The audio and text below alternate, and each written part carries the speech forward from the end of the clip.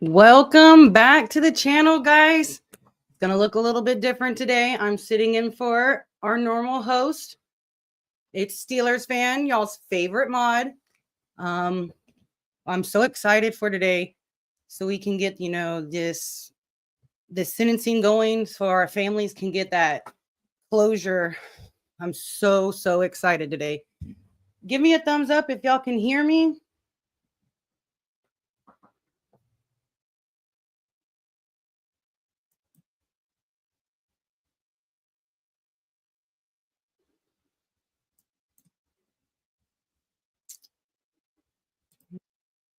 The impact that this story has had, Bear not just with me, on guys. Moscow, I'm new not at just on this. Idaho, but people across the country. The question was, has this case changed how you feel about personal safety or trust in others?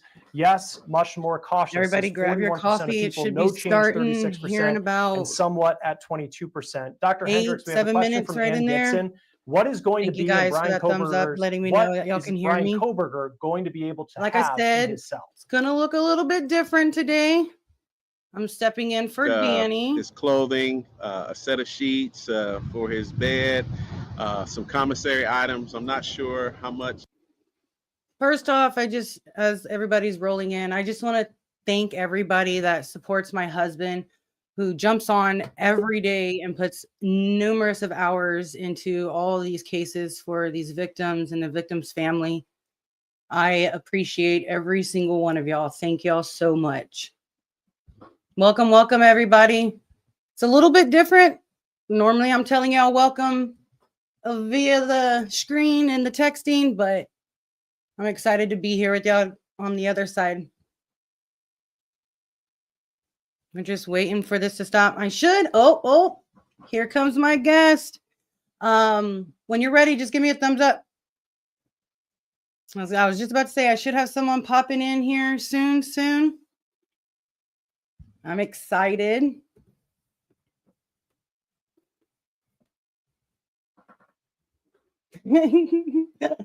That's right, Danny. I'm the boss. Oh my gosh. My mama heart, I'll try to not say this crying. My mama heart hurts for every single one of these involved. Here I go. I'm a big crybaby. The big drunk turkey show man himself is at work today. He will be jumping on here in a little bit. Yes. So you get me today. I hope that's okay for y'all. All righty. Well, guys, I want y'all to give a drunk turkey welcome to the one, the only, Dr. Vona. Hi, everyone. So, are we ready for this? Are you ready for this? Yes, I have been ready for this since we knew it was Bryan Kohberger, and I'm the one that you don't want me in court because I'm like guilty 24/7. So yes, I'm really excited for this closure. I could not really sleep last night. Yeah, go ahead. No. There's a little delay. I'm so sorry. Yeah, no, a few of us actually in chat couldn't sleep. But before we move forward, I want you, Doc, to introduce yourself, to let everybody know who you are and your little background. Okay, I'm Dr. Jamie Vona. I come on here sometimes, right? So I am a psychological researcher and professor. I teach at university and college. I've been teaching for 20 years. I teach everything from psychopathology to statistics to research methods and everything in between. And I come here with a wealth of research and knowledge. Perfect. Yes, no, I catch you all the time when you're on with Danny. And I always tell Danny, can she become my doctor? I need her to become my doctor and diagnose me with everything I know I have from Google's. Oh, no, don't ever do the Google diagnosis. That's like the first lesson I teach my students is to not self-diagnose because they all do. Oh, Lord. Well, I'll be it's one like of your a students. thing, you know. Yeah, it's like a thing, though, but it's not like it wouldn't just be you. It's something that we see often. Really so quick. Me and Phoenix are, what was that? Yeah, good. I was going to say we only have a couple more minutes, and then we're about to go on. Look at this. I can't know, believe it's come to this already. Like, For sure, for sure. What do you, real quick, you know, BK isn't expected to be speaking, but, you know, fingers crossed, everything crossed that he does speak so the families can get that closure. But what do you, if he does speak, what do you think he's going to say? Or do you think it's going to be fake? oh, well, I don't know. So part of me wants him to speak and part of me does not. I wanted him to speak until I watched Stephen Stern's sentencing the other day, and he spoke, and it was so cringy and like disrespectful. Even if he wasn't trying to be, it was so disrespectful. So sometimes, so that made me like think about it. And I'm like, do I really want him to speak, or is that me just being selfish that I want to hear what he has to say? So I don't know that speaking would necessarily be helpful for the family, depending actually on what it is he would say. What do you think about it? I personally want to hear what he has to say. Now, is it going to be 100% truth? We all don't know that. But I personally just want to hear that, because why these, not like saying this to anybody else, but why these four? They had a whole life going for them. I'm so sorry your life didn't plan out how you wanted it to be, but why? Yeah. No, I agree. My thing is, would we really get the truth, right? If he did say why, I don't even know that we could say that it would be the truth, because, and again, I think we've said this before too, right? Daniel and I, that we feel like he's going to hold on to the story so that he has the power, and then he can give like little pieces here, like as we go. Mm-hmm. And you're 100% correct, because I don't know the terms. I'm not all, you know, smart like that, but he's a, you know, psychopath. He wants to have that control and the ability to be like, hey, I know what happened. You didn't, but you know, you see me as, you know, Bryan Kohberger. Ugh, I can't stand him. I know. Mm-mm. I think 3 of the families are expected to be there today. I don't think the Chapin family's going. Have you heard anything different? Correct. I do not believe they're there. Danny told me that.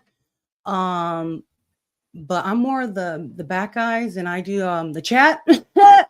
So Yeah, right. Danny does more of the giving it and the news. So I am so happy, Doctor, you joined me today to help me. I am so happy that you jumped behind the chair, like behind the microphone. That was amazing. Well, girl power, right? It's a girl show today until Danny comes on. Which I saw someone in the chat said they're gonna leave until Danny. That's what I told him. On. I told him, I said, Dan, yeah. Sorry. I don't know why that happened.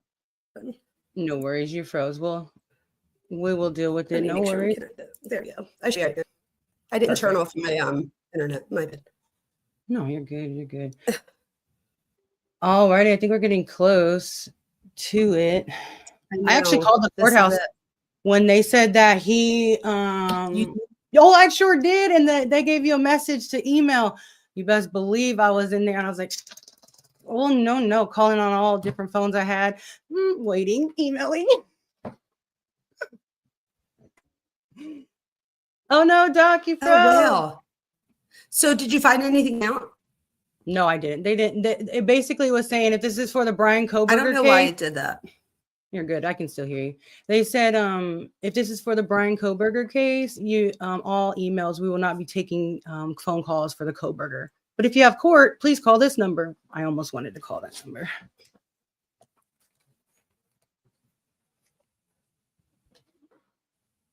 I'm going to turn off all my stuff around me so that. No worries. If you jump out and jump back in, I'll see you, and just give me a thumbs up if anything, you know, jumps off.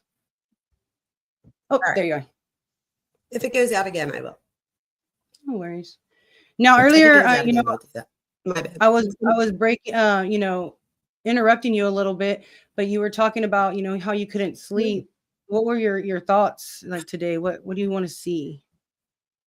I literally tossed and turned all night. And at first I'm like, am I going through menopause? I like can't sleep. I was like sweaty. And then I'm like, no, you're just nervous because you're like anticipating what's going to happen tomorrow. So I think it's like we've had 3 years now. And if I'm this nervous and I couldn't sleep, what did the other family, like what did the family members? I mean, there's no way. I don't know how they slept last night either. Yeah, no, It's I so was nerve-wracking. tossing for sure, for sure. I was even tossing and turning more when Danny said, "You're on today at 9:45 Central Standard Time," and I said, "What?" Well, it's funny with Daniel. I was like, "Oh, it comes on at 1, right?" He's like, "No, 11 your time." I was like, "Okay, I'll be there. I'll be there." Yeah, but I don't know. Cuff, you said that she's nervous. I feel nervous too, and I don't know. I'm like, why am I so nervous? I don't know. No, I told Danny, I'm gonna take your job. I just kid. That's so funny.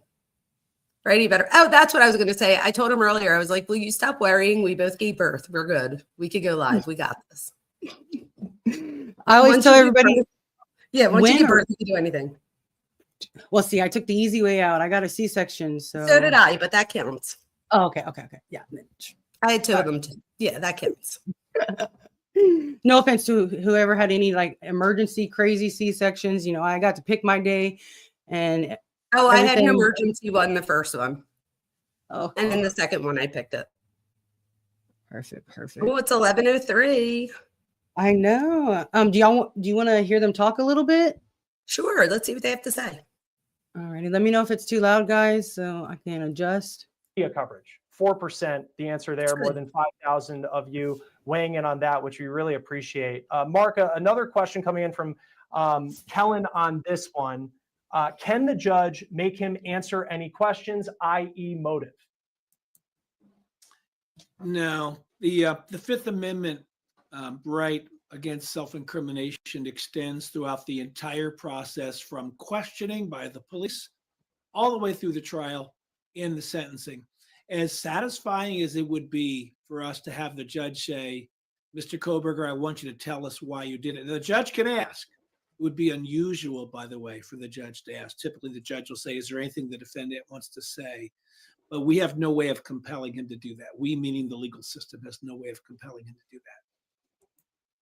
And Bobby, a question for you, just as we talk about some of the details that we do know about this as we get ready for the sentencing hearing that should begin any minute now. This is from CM Rakes, who asks, didn't Maddie work at a vegan restaurant? Bryan is vegan, right? She did work at a restaurant, Mad Greek, which is now permanently closed.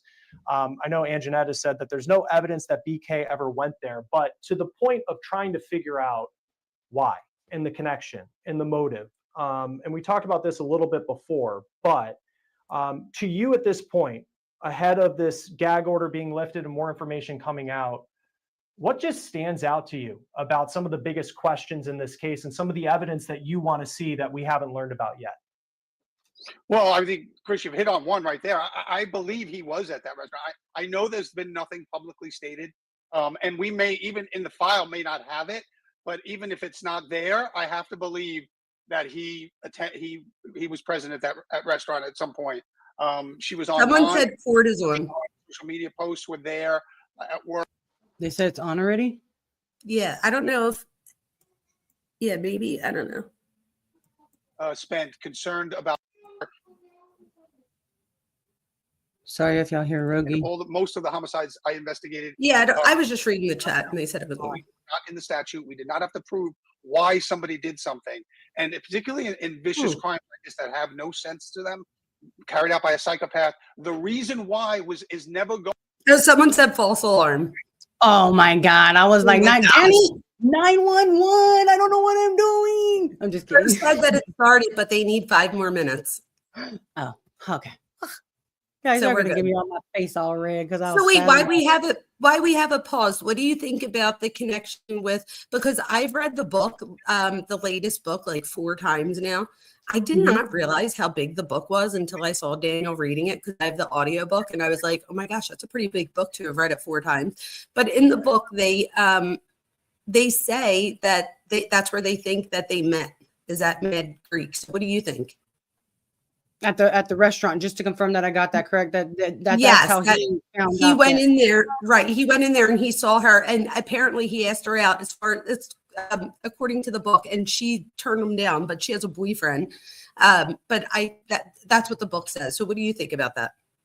Oh yeah, I believe he had to have known him. It wasn't because we already know he's stalking him, and it wasn't that they were just some random people. He knew. Okay, Danny did say it's on. Give me Oh. 1 second. He did Yeah. know them. Give me 1 second. Yeah, do it. People are saying you're so pretty in the chat. I agree. Murder and 1 count of felony burglary. Yeah.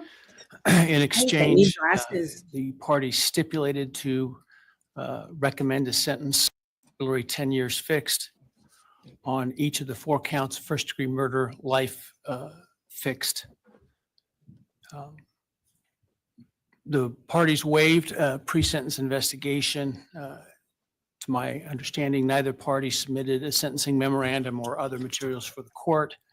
Court is familiar with the file and the evidence submitted previously by the parties as it has reviewed them throughout the case and in anticipation of trial. Is there any legal cause why sentence should not be imposed at this time? No, Your Honor.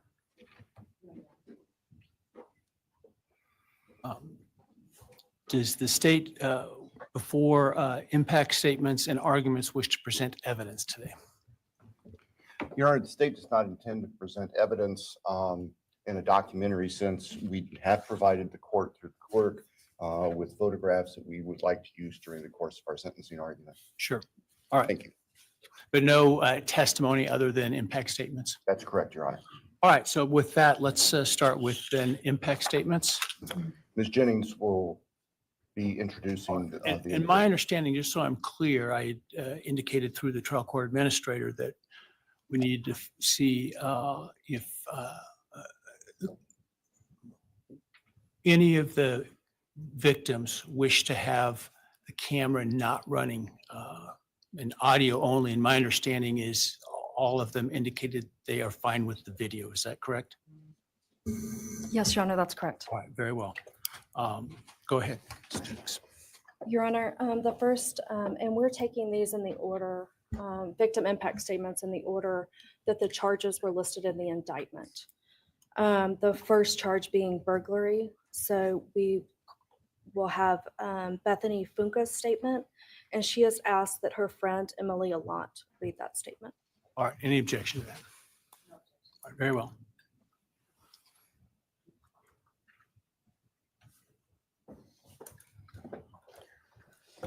Thank you, Your Honor.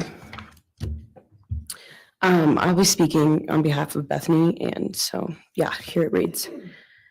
My name is Bethany Funke, and I was roommates with Maddie, Kaylee, Xana, and Ethan. I not only lost some of my best friends, but I also lost a sister. Never in a million years would I have thought that something like this would have happened to my closest friends. I thought that we were going to wake up and go upstairs, see them and tell them how they had scared us and that they were going to tease us about how we were constantly scaredy cats and make jokes about it as we would go to Taco Bell like always. But sadly, that is not what happened and what turned out to be my worst nightmare. When I first woke up that morning, I had no idea what happened. I woke up around 7 with a terrible toothache. So I called my dad, who is a dentist, and he asked what I should do. He told me to take Advil, so I did, and I went back to sleep. I was still out of it and still didn't know what happened. If I had known, I of course would have called 911 right away. I still carry so much regret and guilt for not knowing what had happened and not calling right away, even though I understand it wouldn't have changed anything, not even if the paramedics had been right outside the door.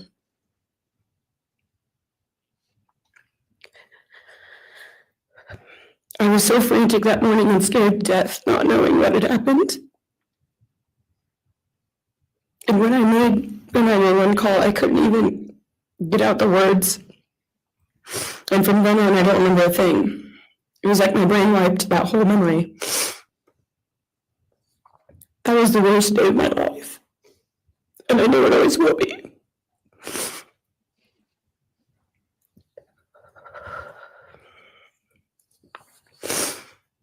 While I was still in shock, trying to process the fact that my friends were truly gone, I had been attacked by the public. I was grieving, numb, and unsure what had happened was even real. And at the same time, I was getting flooded with death threats and hateful messages from people who did not know me at all or know the dynamic of our friendship. Social media made it so much worse, and strangers made up stories to entertain themselves. The media harassed not just me, but also my family. People showed up at our house. They called my phone, my parents' phones, other family members' phones, and we were chased while I was still trying to survive emotionally and grieve the loss of my friends. I hated and still hate that they are gone, but for some reason, I am still here and I want to live. I still think about this every day. Why me? Why did I get to live and not them? For the longest time, I could not even look at their families without feeling sick with guilt. I did not know what to say or what to do. I was terrified that my presence just made their pain worse. And I was still here when their kid, their siblings and their friends, their loved ones should have been here instead. After everything happened, I was afraid to go into my own backyard or alone in my house. I was scared that the person who did this would come for me next. I was always scared that the media would try to catch me at any moment of any day, even when I was just walking around my house. I made my parents close all the blinds during the day so no one could see me even in the slightest chance. I barely left the house, and when I did, I made sure I was never alone. I slept in my parents' room for almost a year. I made them double lock every door, set an alarm, and still check everywhere in the room just in case someone was hiding. And I still check my room every night before, and I double lock it. I have not slept through a single night since this happened. I constantly wake up in panics, terrified. Someone is breaking in, or someone is here to hurt me, or I'm about to lose someone else that I love. The fear never really leaves. For a long time, I could barely get out of bed, but one day I realized I have to live for them. They did not get the chance to keep living, but I do, and I will not take that for granted. So now every day I remind myself to live for them, and everything I do it with them in mind. I am still scared to go out in public, but I force myself to do things because I know that they would want me to keep living my life to the fullest. I am beyond blessed to still be here, and I refuse to take that for granted when they did not get a chance. Our house Oh, I'm so sorry, guys. I'm so sorry. was not just a house, it was a home. It was where we laughed till we couldn't breathe, make meals, did crafts, binge watch reality shows, played games, and spent lazy days on the couch. It was movie nights, wine nights, morning debriefs, pranks, hot chocolate, cookies, and warmth. I will cherish those memories forever, and I will not let what happened erase how special our home was or how much those memories meant to me. Now, I would like to share some bits and pieces of who they were as people and some of the memories that we shared. One of my favorite memories was Halloween, and we all went to Sigma Chi. But instead of partying, we just sat in an apartment, talking and laughing all night long. I do not think I've ever laughed that hard in my life. We did not care about the party, we were just happy to be with each other. Xana was 1 in a million. She was the life of the party.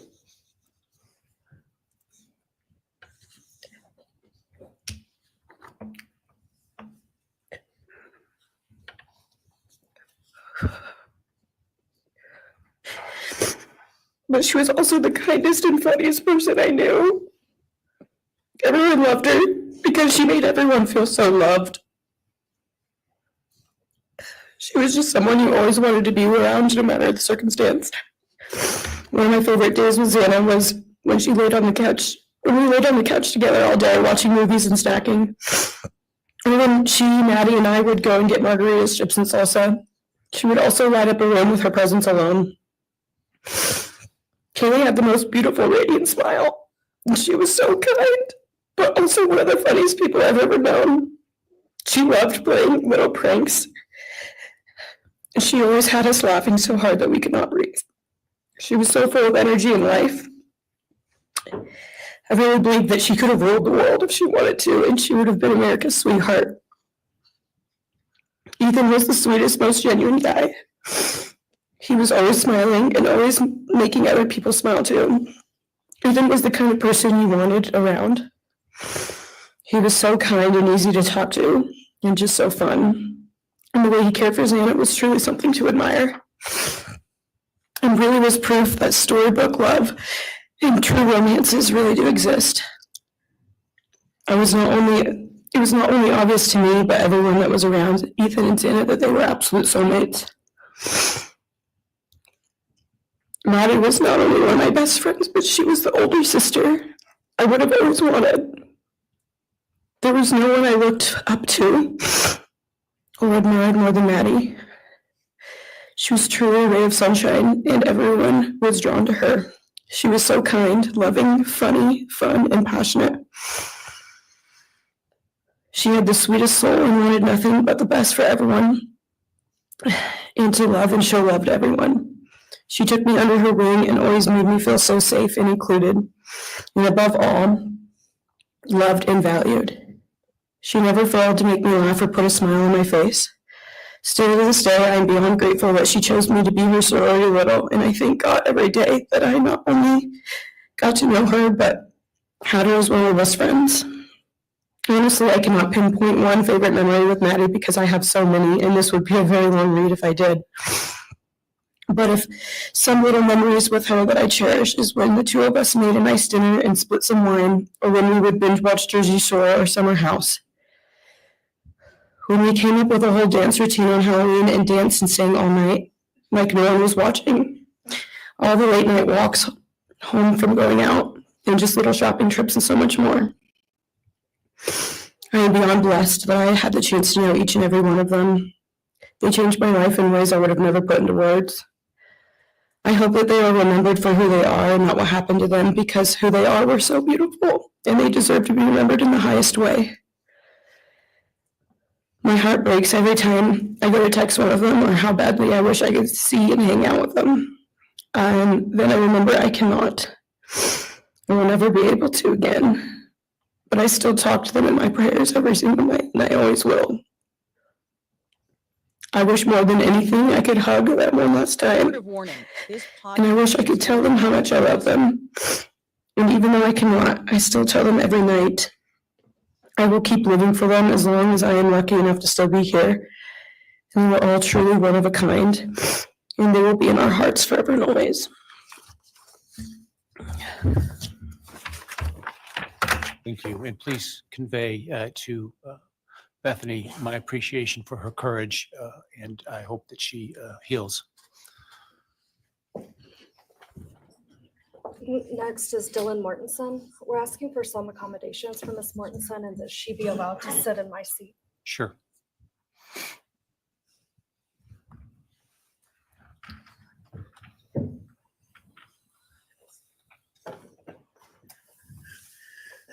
Was that Emily? Man, these are hard to hear. Dylan, just take your Sitting time, there with right? that cold face, like, and just smile. Oh, I couldn't be in that courtroom. Mm-mm.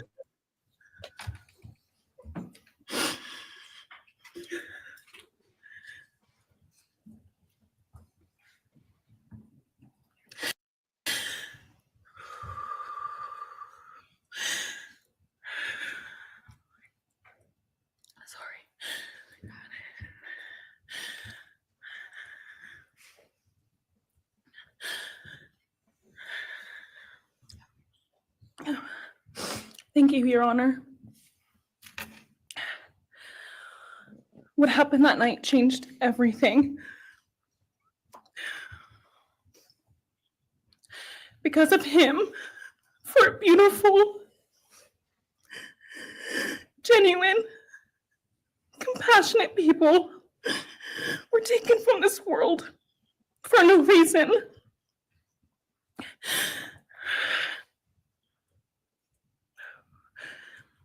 He didn't just take their lives. He took the light they carried it into every room.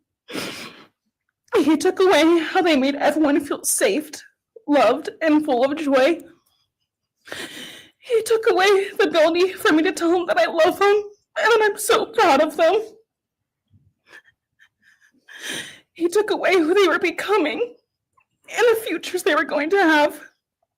He took away birthdays, graduations, celebrations, and all the memories that we were supposed to make. All of it is gone. And all the people who loved them are just left to carry that weight forever. He didn't just take them from the world.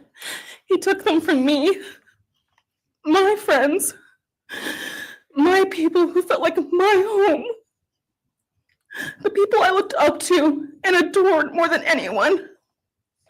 He took away my ability to trust the world around me. What he did shattered me in places I didn't know could break. I was barely 19 when he did this. We had just celebrated my birthday at the end of September. I should have been figuring out who I was. I should have been having the college experience and starting to establish my future. Instead, I was forced to learn how to survive the unimaginable. I couldn't be alone. I had to sleep in my mom's bed because I was too terrified to close my eyes. Terrified that if I blinked, someone might be there. I made escape plans everywhere I went. If something happens, how do I get out? What can I use to defend myself? Who can help? And then there are the panic attacks. The kind that slam into me like a tsunami out of nowhere. I can't breathe. I can't think. I can't stop shaking.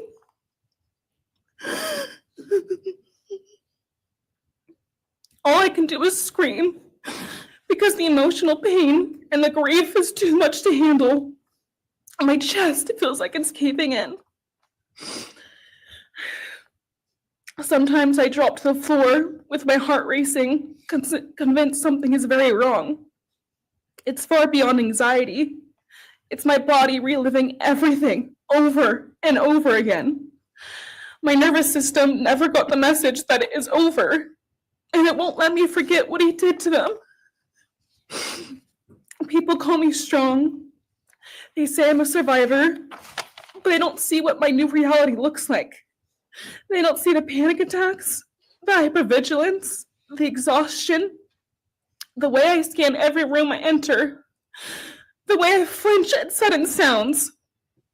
They don't know how heavy it is to carry so much pain and still be expected to keep going, and that's because of him. He stole parts of me I may never get back. He took the version of me who didn't constantly ask, what if it happens again? What if next time I don't survive?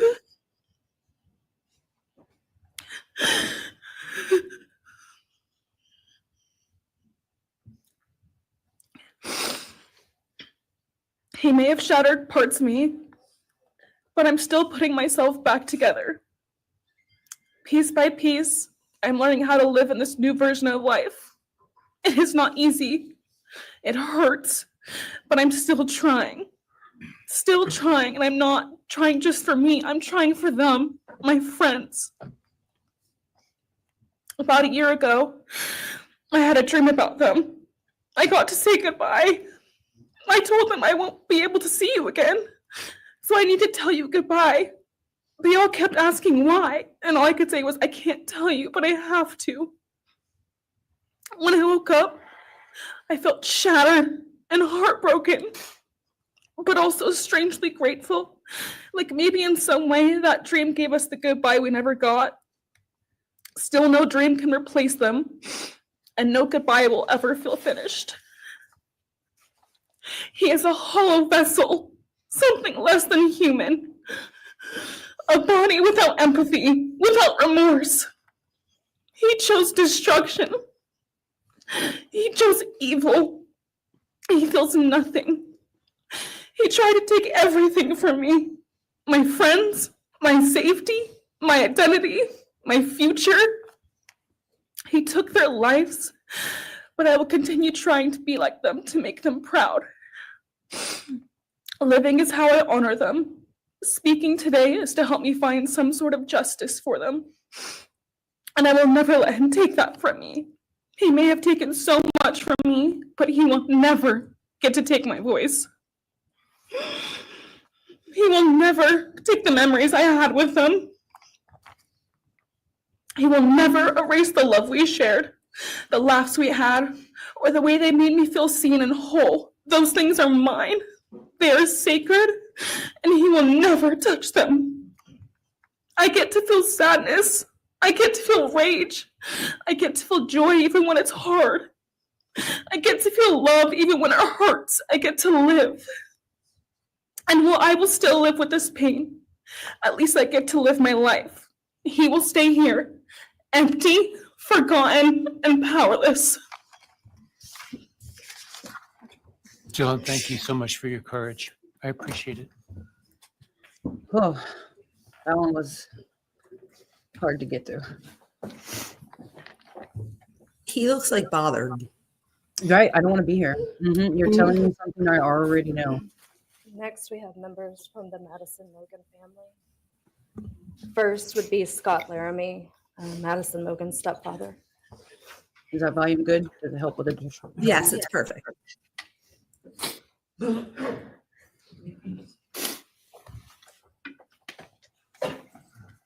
gonna throw my flip flop at him. Standing by him is Karen Laramie, Madison's mother. Thank you, Your Honor.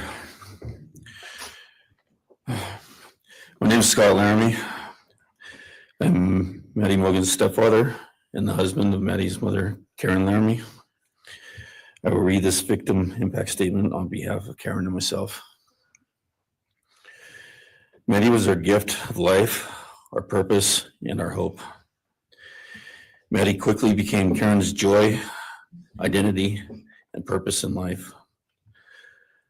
I joined Maddie's life when she was 2.5 years old. Experience transformed me into a life of joy, love, and family. Maddie was bright, beautiful, kind, empathic. She listened carefully to others and was observant, seeing and caring about the hearts and the minds of all she encountered. She loved music and music festivals.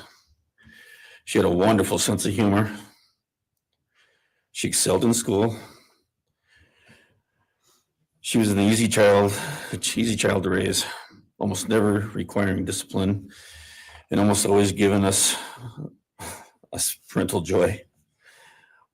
One time Karen remembers disciplining Maddie as a little girl. Maddie responded, "You broke my heart," which of course melted ours. She had a keen wit, even at that young age.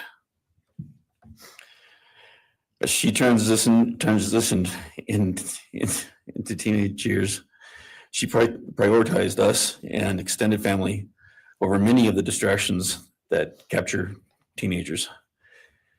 She showered us with her presence and love at family events, barbecues, picnics, birthdays, holidays, and others. She spent countless hours with her papa, her Uncle David, Aunt Nadine, and her other close family and friends.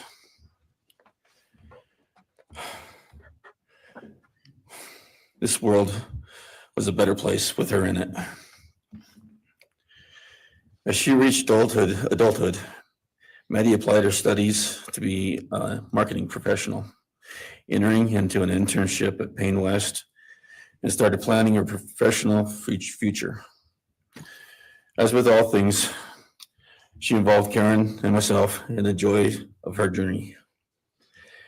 As she transitioned into womanhood, Karen and I continued to be astounded at this wonderful and accomplished person we had created. All parents dream of their children accomplishing more than them. We realized this dream, all we had not become, she was becoming.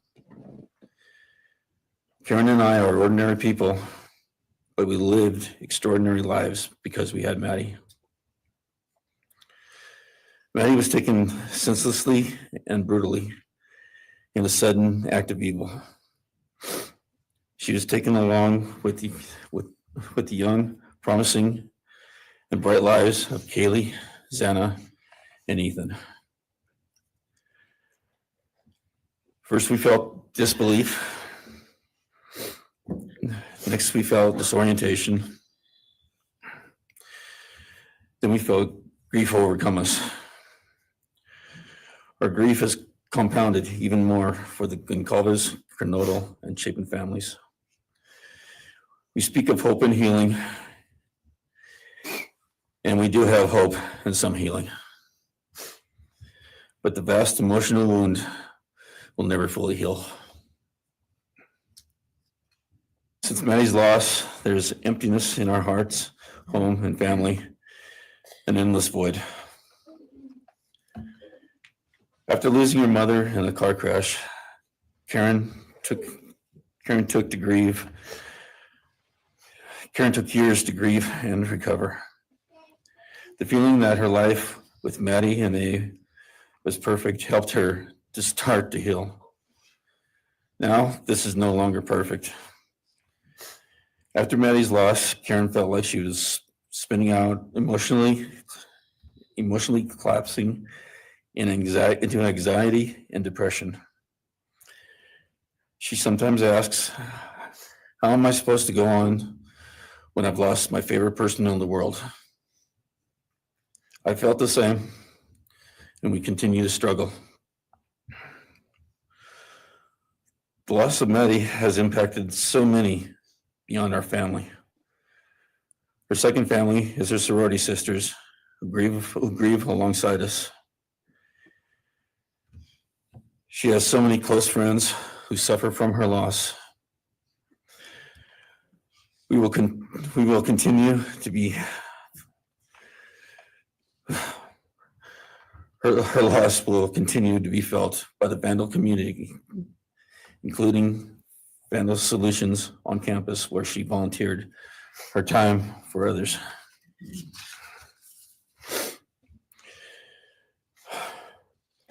It helps us to know Maddie is in heaven now, freed from the trials of this earth. We, however, continue to live on without the grace and support of her presence. We will grow old without our only child, our bright, beautiful friend and daughter. In the end, there are no words that can accurately capture the devastation of losing Maddie. We will endure, and we will go on. For Maddie, we will not let our grief consume us. For Maddie, we will continue to love and care for our family and friends, including the families of Kaylee, Xana, and Ethan. We will remain united with them. We can only hope that others out there suffering similar losses can look to us and see that we can overcome hatred, darkness, and evil. We know the law allows us to comment on the defendant and his sentence. As for his sentence, we support the plea agreement. Society needs to be protected against this evil. As for the defendant, we will not waste the words, nor will we fall into hatred and bitterness. Evil has many faces, and we now know this, but evil does not deserve our time and attention. We are done being victims. We are taking back our lives. We will turn our time, talents, and attention to hope, healing, and helping others, and to the future. We invite all those who have suffered with us on this to join us in our journey. We can make this world a better place. We can move on from tragedy. Adversity will visit us, evil will visit us, but we will overcome. We can and will endure. Karen and I express our gratitude to your honor and to the prosecution team for allowing us the opportunity to make this statement. Thank you. Thank you so much for your courage, and I am so sorry for your loss. God bless Your you. Honor.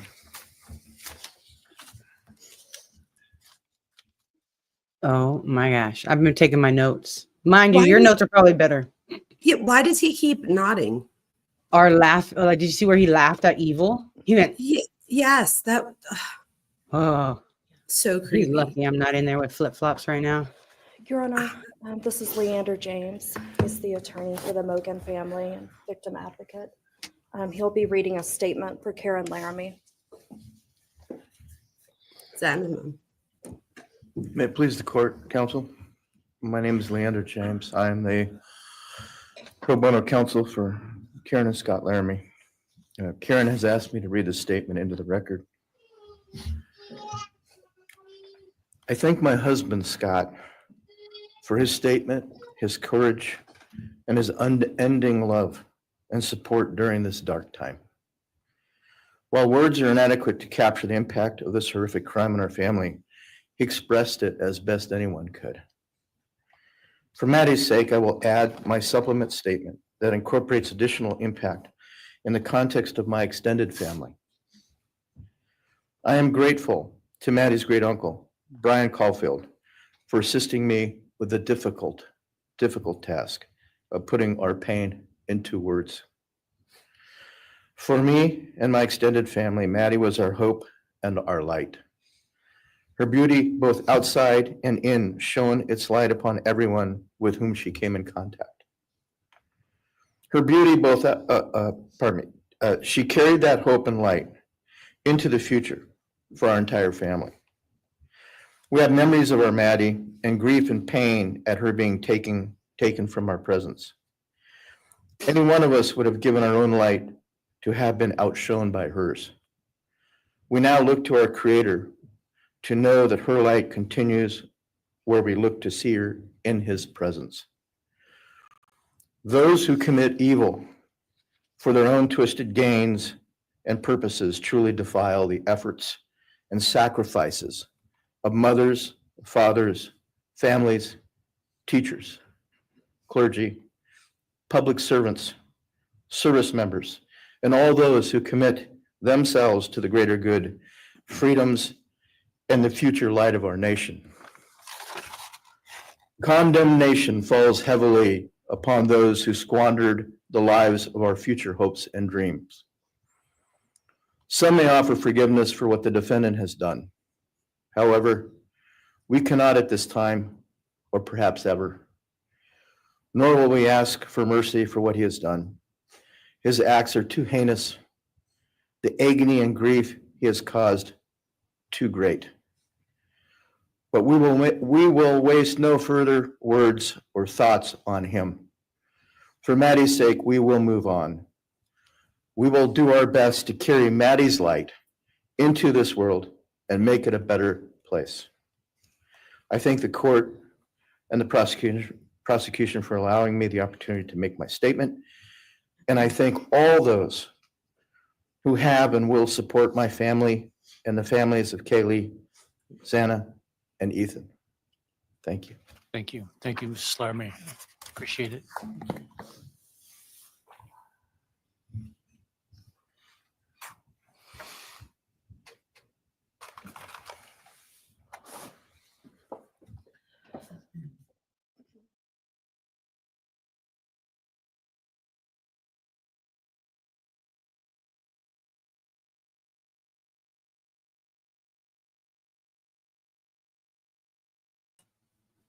Nah, I wasn't off mute. Danny does that all the time. That little smirk. Yes, Duper's Delight. Someone pointed it out for sure. My name is Kim Cheeley. I was Maddie Mogen's paternal grandmother, as Ben Mogen, her father, is my son. I'm here today with my sister Lori Cheeley, Maddie's great aunt, and my son Ben Mogen, and my daughter-in-law Corey Hatrock. I'd like to begin by thanking a number of people involved in bringing this case to closure. In my daughter's words, The plea deal the prosecution team reached this month is one that punishes the perpetrator of this horrendous crime, protects the public from further harm, and allows all of us who knew and loved these kids the time to grieve without the anxiety of the long and gruesome trial, the years of appeals, and potential for mistrials along the way. My family and I are so grateful to Bill Thompson and his prosecution team for their dedication and painstaking work that forced the perpetrator to admit his guilt. We want to thank the Idaho State Police, the Moscow Police Department, the FBI, and Judge Hippler.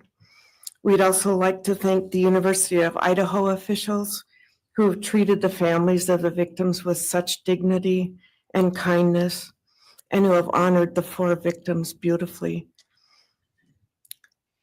Maddie was my first grandchild, so when she was born, all her grandparents had the distinct pleasure of deciding what we'd like to be called. I chose Nana, pretty original. But when Maddie was about 1.5 years old, her papa, Ben's dad, and I were planning to visit the new little family in Oregon. Maddie didn't have an extensive vocabulary at the time, but for some unknown reason, she called bananas ba-deedle-deedles. When Karen and Ben told her Nana was coming to visit, she figured I say deedle-deedle for that word. So I became deedle-deedle, shortened to Deedle when she was about 6 or 7, and I was Deedle all her life. I don't think her stepdad, Scotty, ever knew my given name was Kim. Maddie's and my birthdays were 1 day apart, and a couple years before she was killed, she gave me this necklace with Deedle and Maddie engraved on it, and I added an angel wing, and it's one of my treasured possessions. I also got an angel wing tattoo, never thought I'd see the day, but along with many members of our family, replicating the one that Maddie and her sorority sisters had. I wanted mine where I could see and touch it often. From preschool through grade school, I stopped teaching piano lessons early on Wednesdays and picked Maddie up for bubble baths, brownies, and books. It was our special time together. And she went home those nights in her jammies with a pan of warm brownies for her family. Although Karen and Scotty raised Maddie and did such a lovely job of parenting, we Mogens were lucky to have her for holidays and many other family gatherings. We'll always have our treasured memories of Maddie growing up in our big, extended, cooperative family. And I thank Karen and Scotty Laramie for being so generous and open and sharing Maddie with her Mogen side of the family. When the 4 kids were murdered, the foundation fell out of our world. Initially, the fear was truly debilitating. The first 6 weeks were excruciating. Despite the vigils, memorials, candlelight gatherings of students, friends, family, community members. After the arrest in the past 2.5 years, my family has lived with grief, with the effects of traumatic grief, of which I was blissfully unaware before all of this. I now have a stack of books on grief. I've attended grief classes at hospice. I've tried EMDR, a technique that helps replace disturbing visions with something more comforting. My son Ben, his 2 sisters, Maddie's aunts, and I have all experienced depression and anxiety and sleep disturbance, requiring medical intervention at times. We've all sought counseling off and on. The struggle with media attention was extremely difficult, especially for Ben. No one should live through the violent murder of one's child. Some days it's beyond me how the parents of these kids are still upright.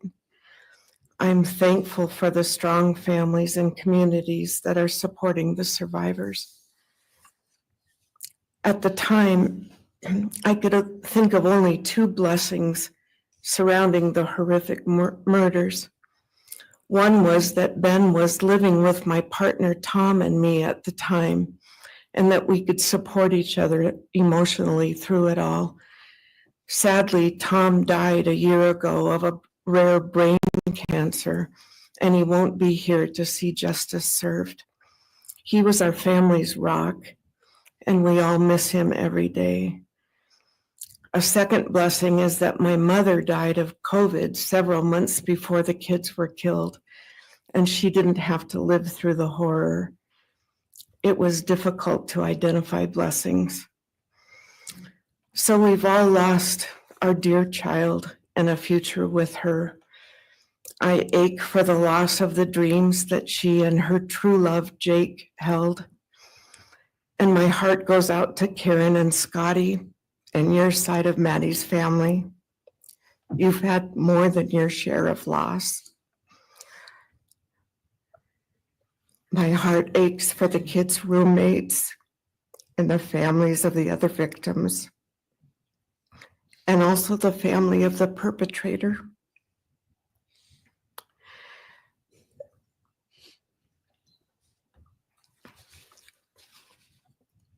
Going forward, we Mogens are choosing to put our energy and focus into honoring Maddie's too short life and sweet spirit by celebrating Maddie May Day, which my two daughters established. On May 25th each year, Maddie's birthday, we encourage folks to do random acts of kindness in Maddie's name. In my daughter Katie's words, may we all protect our peace in whatever way possible, unite in community, and focus on joy. Please do an act in kindness in Maddie's honor during this week, so a glimmer of Maddie's light may live on. Thank you. Thank you, and appreciate your courage, and bless you and your family. Thank you.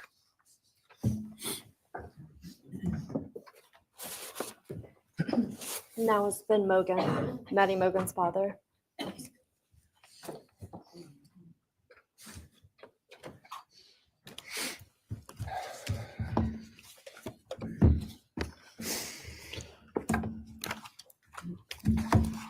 I'm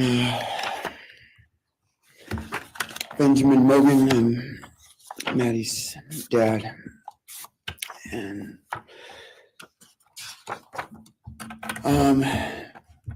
first, I just want to say thanks to all the people that helped bring this all to a close. I know it's not the resolution that everyone, wanted, but I think that that everyone worked so hard, and we really appreciate all their efforts. It was such a hard thing to go through for everybody.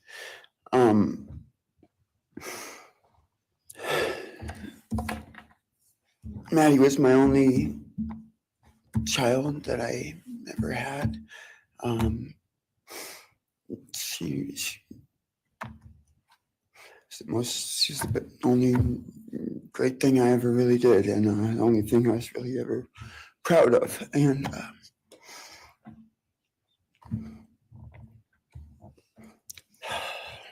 I thought we would have the rest of our lives together to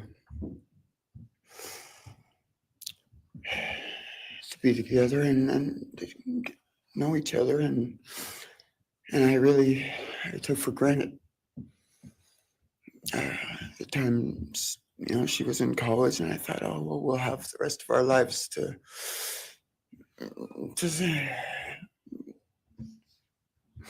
do all the stuff that we're supposed to do, and she was just about done. She actually earned all of her credits for college degree and Karen and Scotty and I got to go and get her diploma that she actually earned, and she deserved every bit of that. And but I thought that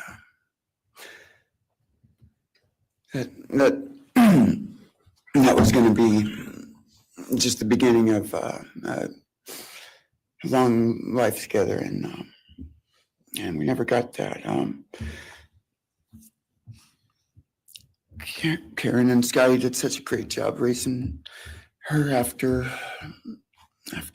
Karen and I split up, and I'm so thankful for Scotty and the role that he played in her life when I wasn't able to. But we got to spend a lot of great times together, Maddie and I. She was my favorite person to go to a concert with. We got to see some fun shows together, and I told her, if there's ever a show that you want to go to, let me know, and I'll get you tickets for you and your friend, or if you want to go together, we'll make it happen. And my favorite memory with her was when the Mac Miller show sold out here in Spokane, and everyone wanted tickets, no one could get them, and they, on the last day before the show, they did a radio thing, and I got 4 meet and greet tickets for Maddie and her friends, and me to go and see the show. And that was her favorite artist at the time, was Mac Miller, and he's gone now too. And my little cousin Zach drove us all there that night, and he's gone too, tragically. And anyway,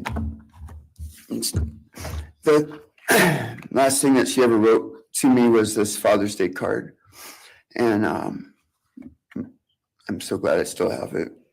I'm just going to read what she said. It says, "Happy Father's Day. I hope you have the best day. I can't wait till we can hang out again soon. I'll be in Coeur d'Alene, 624 to 74. Hopefully we can find a time then. I loved your birthday card that you sent me, by the way. Maybe we can see a concert sometime soon. I'd love to see the gorge when it's not so smoky out. I hope you're doing well. I'm proud of how far you've come. Thank you for always encouraging me to do my best. Love you lots and lots. Love, Maddie May." She did encourage me to not just to do my best, but to live on. I went through a lot of issues with addiction and with substance abuse, and when I wasn't wanting to live anymore, she was what would keep me from just not caring anymore, and knowing that she was out there and that she was just such a beautiful person kept me alive a lot of rough moments. And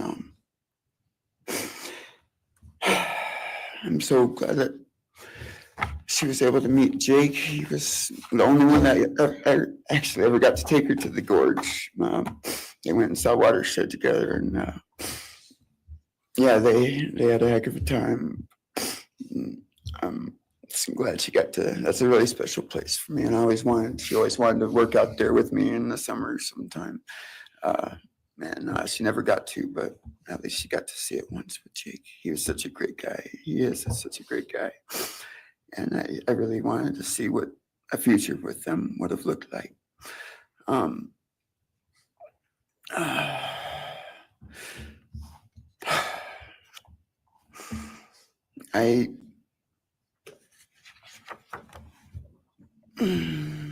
never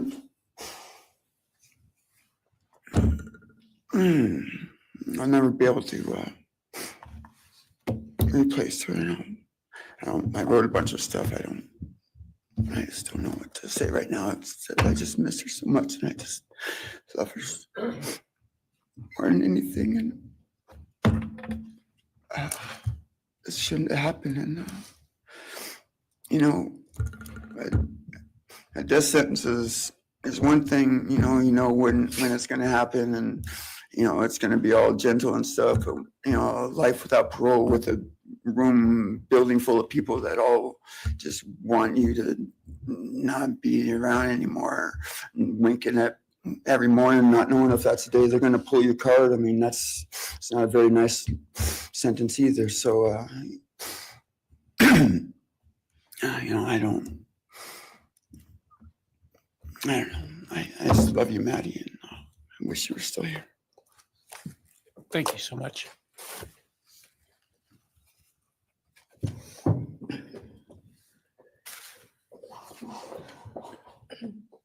Your Honor, next would be members from the Kaylee Gonzalez family. First will be her father, Steve Gonzalez. Here we go. Oh, I can't wait to see what Steve says to him. How close as Steve faces him.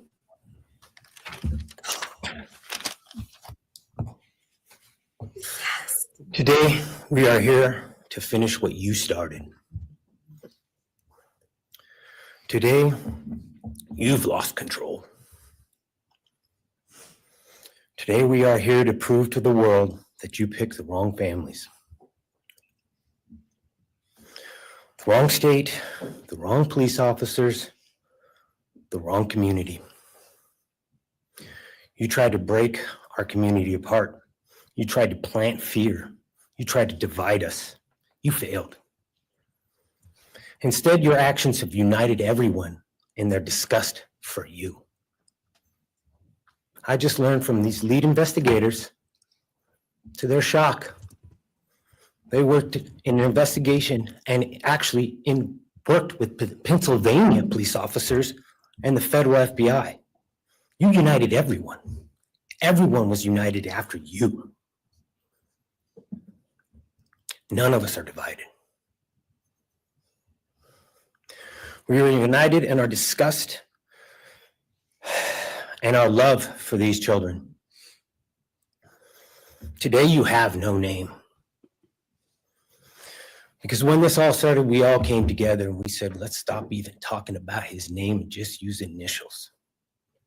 So even the media just calls you BK. That's all you are. Looking back when the police officers knocked on my door, told me what happened to my child, told me what happened to Maddie Mae, I don't think he was even out of the driveway before my kids turned around, looked at me and said, what do we do, Dad? I told them, you get to work. You get your ass to work. And we started calling, we started texting, we started emailing. And you know what? Within hours, we had your white car on the camera. We knew from the very beginning we had you. Police officers tell us within minutes, they had your DNA, like a calling card. You were that careless, that foolish, that stupid. Master degree, you're a joke, complete joke.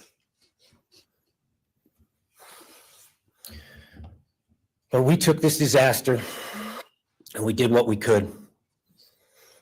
We put everything online. We took our kids, we took our images, we took everything that they did, their videos, their photos, the girls' pranks, Ethan singing. We put it out there, we shared it with the world. And the world united. And all they ended up, when they talked about this case, is they talked about Kaylee Jade, Maddie Mae, Xana, and Ethan. Everything that these people meant to us, a father, a mother, a brother, a sister, we shared that with our community. Then we shared it with our state. We shared it with the country. And eventually we shared it with the world. The world's watching because of the kids, not because of you. Nobody cares about you. You're not worth the time, the effort to be remembered. In time, you will be nothing but two initials forgotten to the wind. No visitors, nothing more than initials on an otherwise unmarked tombstone. From this moment, we've all started. From this moment, we will forget you. I'll leave in closing, one last thing. You picked the wrong family, and we're laughing at you on your trip to the pen. That will be today or tomorrow. I'll close with, God bless all the men and women that worked on this case and all the hard work that you guys did. You guys allowed us to grieve and allowed us to get through this. The amount of work that you guys put together and the way that you guys put it together was beautiful. There was hard times to be expected, but thank you all, and God bless. Thank you.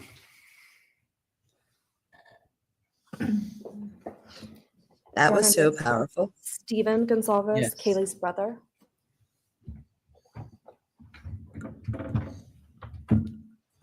Stephen's actually gonna pass. I'm gonna go. Okay. Olivia Gonzalez, Kaylee's sister. Hello, I'd like to start by thanking the court for allowing me the time and opportunity to speak today. My name is Olivia, and I'm the big sister of Kaylee Gonzalez, and I was blessed to love Madison Mogen as a sister too. I'm not here today to speak in grief, I'm here to speak in truth. Because the truth is, my sister Kaylee and her best friend Maddie were not yours to take. They were not yours to study, to stalk, or to silence. They were two pieces of a whole, the perfect yin and yang. They are everything that you could never be. Loved, accepted, vibrant, accomplished, brave, and powerful. Because the truth about Kaylee and Maddie is they would have been kind to you. If you had approached them in their everyday lives, they would have given you directions, thanked you for the compliment, or awkwardly giggled to make your own words less uncomfortable for you. In a world that rejected you, they would have shown mercy.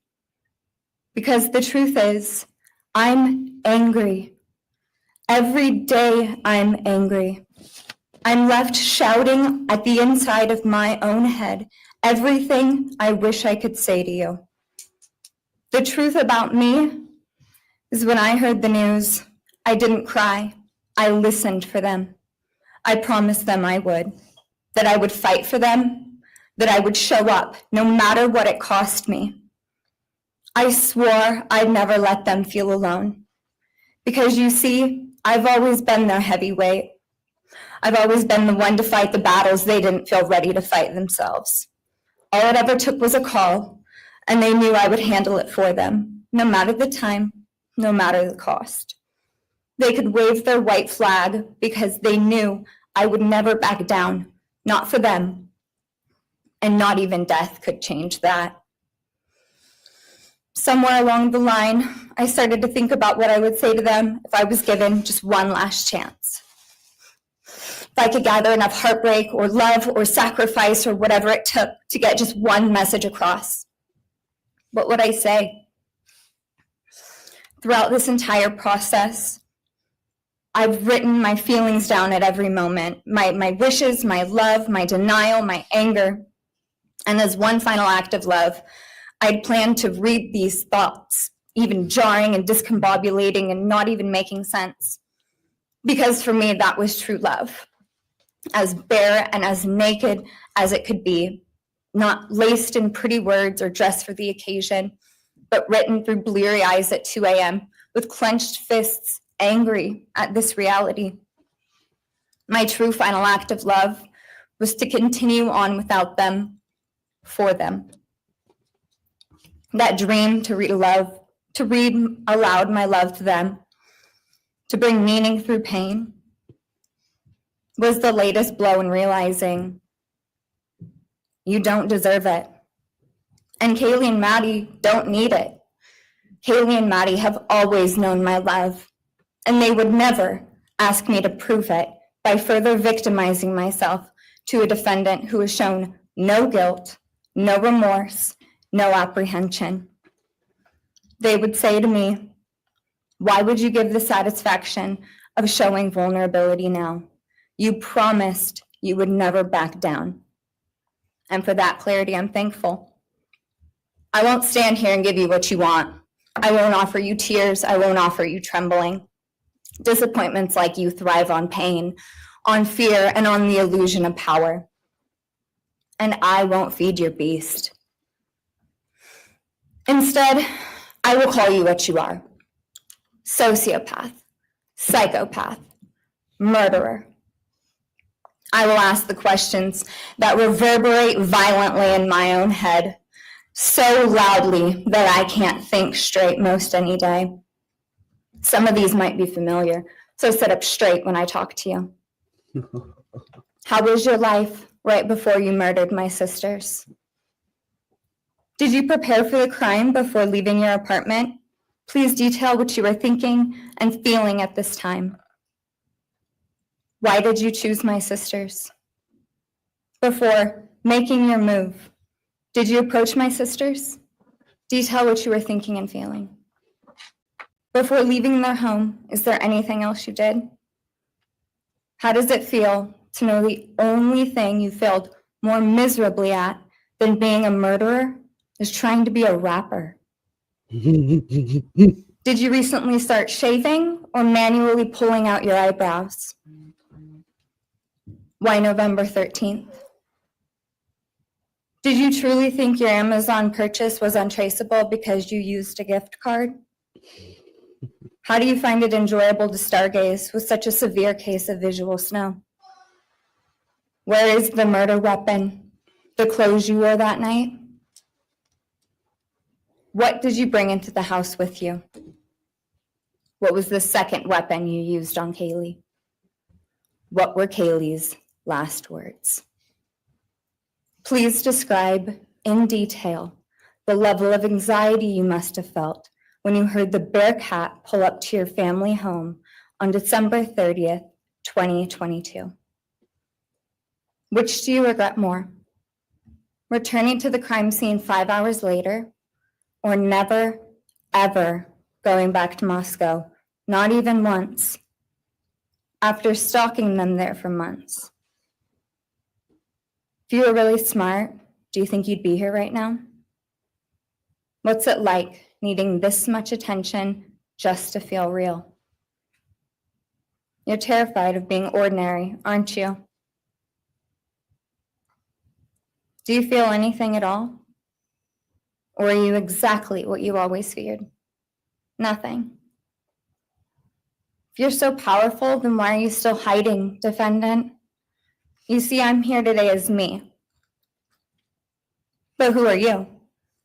Let's try to take off your mask and see. You didn't create devastation. You revealed it in yourself. And that darkness you carry, that emptiness, you'll sit with it long after this is over. That is your sentence. And it was written on the wall long before you ever pled guilty. You didn't win. You just exposed yourself as the coward you are. You're a delusional, pathetic, hypochondriac loser who thought you were so much smarter than everybody else. Constantly scolding, turning your nose up to grammar mistakes, nitpicking and criticizing others. You wanted so badly to be different, to be special, to be better, to be deep, to be mysterious. You found yourself thinking you were better than everyone else, and you thought you could figure out the human psyche and see through it, all while tweaked out on heroin. Lurking in the shadows made you feel powerful because no one ever paid you any attention in the light. You thought you were exceptional, all because of a grade on a paper. You thought you were elite because your online IQ test from 2010 told you so. All of that effort just to seem important. It's desperate. There is a name for your condition, though. Your inflated ego just didn't allow you to see it. Wannabe. You act like no one could ever understand your mind, but the truth is you're basic. You're a textbook case of insecurity disguised as control. Your patterns are predictable. Your motives are shallow. You are not profound. You're pathetic. You aren't special or deep, not mysterious or exceptional. Don't ever get it twisted again. No one is scared of you today. No one is intimidated by you. No one is impressed by you. No one thinks that you are important.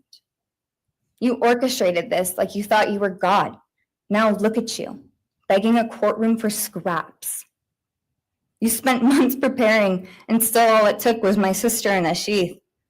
You work so hard to seem dangerous, but real control doesn't have to prove itself. The truth is, the scariest part about you is how painfully average you turned out to be. The truth is, you're as dumb as they come. Stupid, clumsy, slow, sloppy, weak, dirty. Let me be very clear. Don't ever try to convince yourself you mattered just because someone finally said your name out loud. I see through you.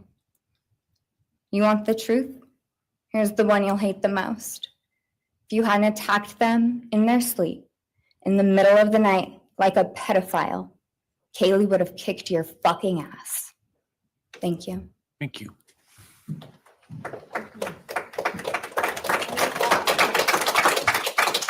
People did clap. Wow.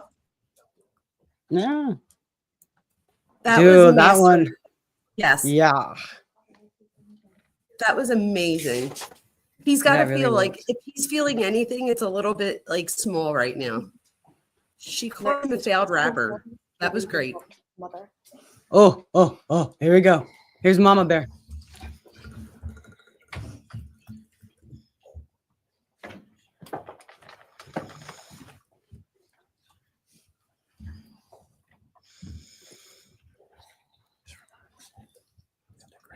Hmm.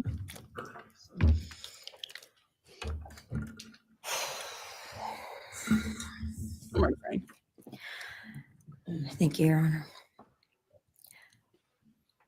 I never imagined having to speak to someone so devoid of humanity. For a long time, I didn't think I'd find the words low enough to meet you where you are. But now I realize this isn't about you. It's about what you've done to me, and I need you to hear it.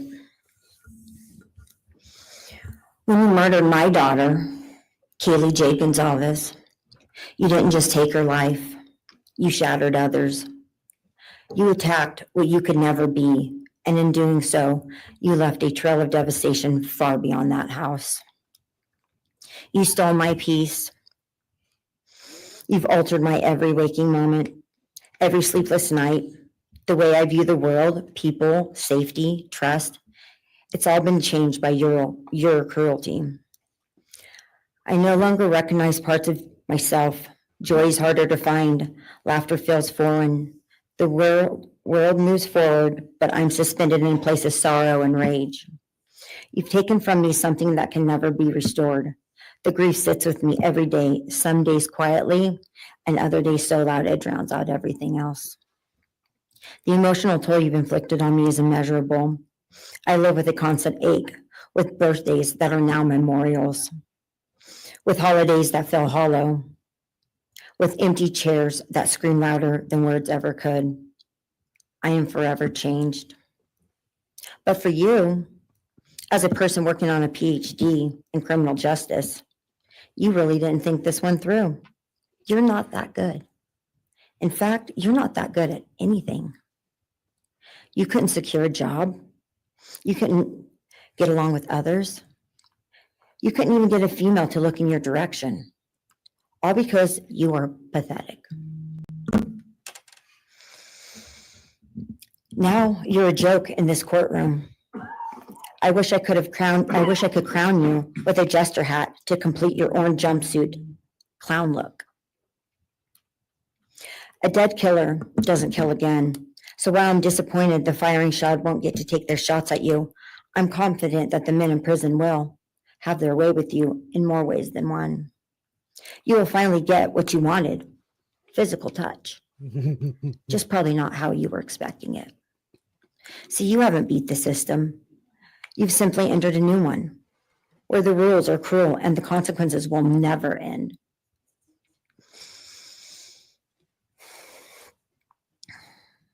You are entering a place where no one will care who you are and no one will ever respect you. You will be forgotten, discarded, used, and erased. You will always be remembered as a loser, an absolute failure. And when those prison doors slam shut behind you, I hope that sound echoes in your heart for the rest of your meaningless days. I hope it reminds you of what we all already know. You're nothing. May you continue to live your life in misery. You are officially the property of the state of Idaho, where your fellow inmates are anxiously awaiting your arrival. But it's okay, because they're there to help you. Hell will be waiting. Quick message from our youngest daughter. Aubrey wanted to say, you may have received A's in high school and college, but you're going to be getting big D's in prison. Thank you. She got him at the end there. Look at that. Oh, look at that red face. He looks a little mad right there. We got a little wrinkle right there in the middle of his forehead. She said, I'm here to help you. Family or you? Yes. Next would be Shannon Gray, the Gonzalez family attorney. He'll be reading statements from Kaylee Gonzalez's grandmothers. Morning, Your Honor. Shannon Gray, the attorney for the Gonzalez family. I actually have 3 statements, one from her aunt and 2 from her grandparents. This is from her aunt, Tammy Butts. You, in the cloak of darkness, made a decision to turn our whole family's world upside down forever. You, in the cloak of darkness, took our Kaylee J. Gonzalez away from us all without hesitation. Never have you shown any remorse or regret. We just get creepy, non-expressive stares as you have your team of women defend you. Kaylee was a strong, kind, fun-loving, caring person, and she will greatly be missed by all her family and friends for the rest of our lives. She had goals in life that you took from her and us. We lose on watching her enjoying her life, working hard and building the future she wanted. She was ready to start that after college life. You, in the cloak of darkness, took it all away. You left us without her future wedding, her future children that she would have added to our family. No more talking to her on the phone, going for a coffee, celebrating holidays. It's all gone. You, in the cloak of darkness, gave each and every one of Kaylee's family members their own lifetime sentence.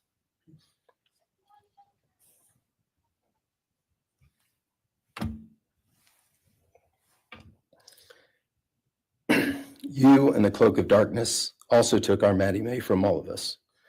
She was so genuine, caring, polite. She was part of our family.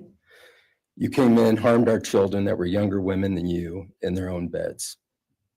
You're nothing, you're a coward. It's not right that you have received life. I pray that you meet your end in the cloak of darkness, burn in hell. I have 2 other statements, Your Honor.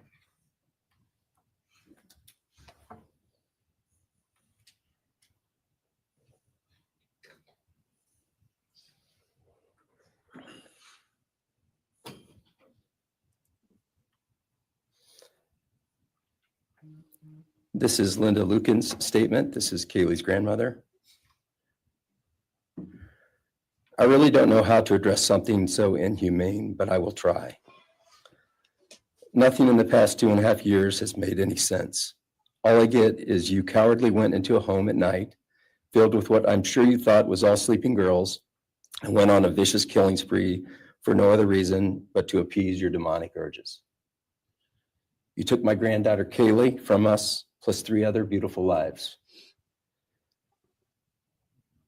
You took my granddaughter Kaylee, beautiful, sweet-souled, doll-faced Kaylee, who was getting ready to start her amazing life, who had such a bright future, who was loved by so many, who you were so envious of. She had a life you could never have. You are so beyond human. You're definitely a demon from hell. I truly wish your punishment would be the same death you inflicted on our kids. But I think you will meet some new friends in prison who will be there just to help you. Thumbs up.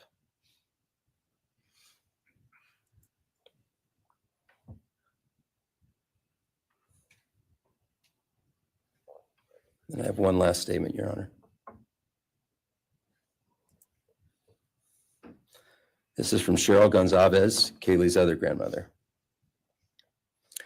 John 1:5 says, light shines in the darkness, and the darkness overcomes it not.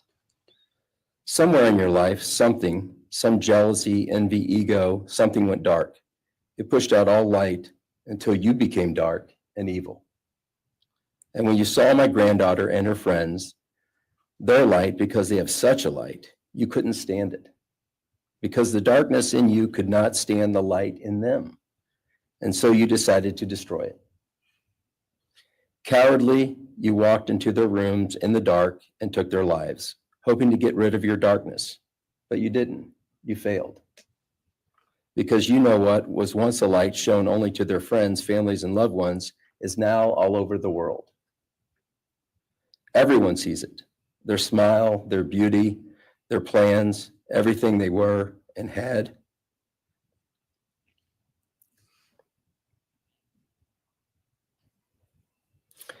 And you think you put a close to it, even that, but you didn't. Because they still exist. They are still light. They are still beautiful. You can never take that away. They will always be in the light of all eternity. And you will be in the darkness because you could not overcome it. You failed.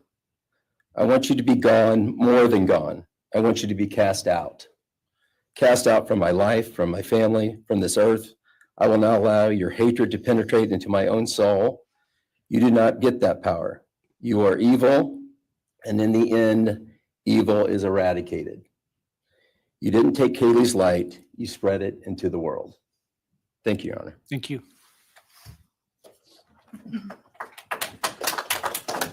Right. If the are you moving to a different family now? All right, why don't we take a 10-minute recess? All right. Ooh. Oh. All right, so what do we think? Hi.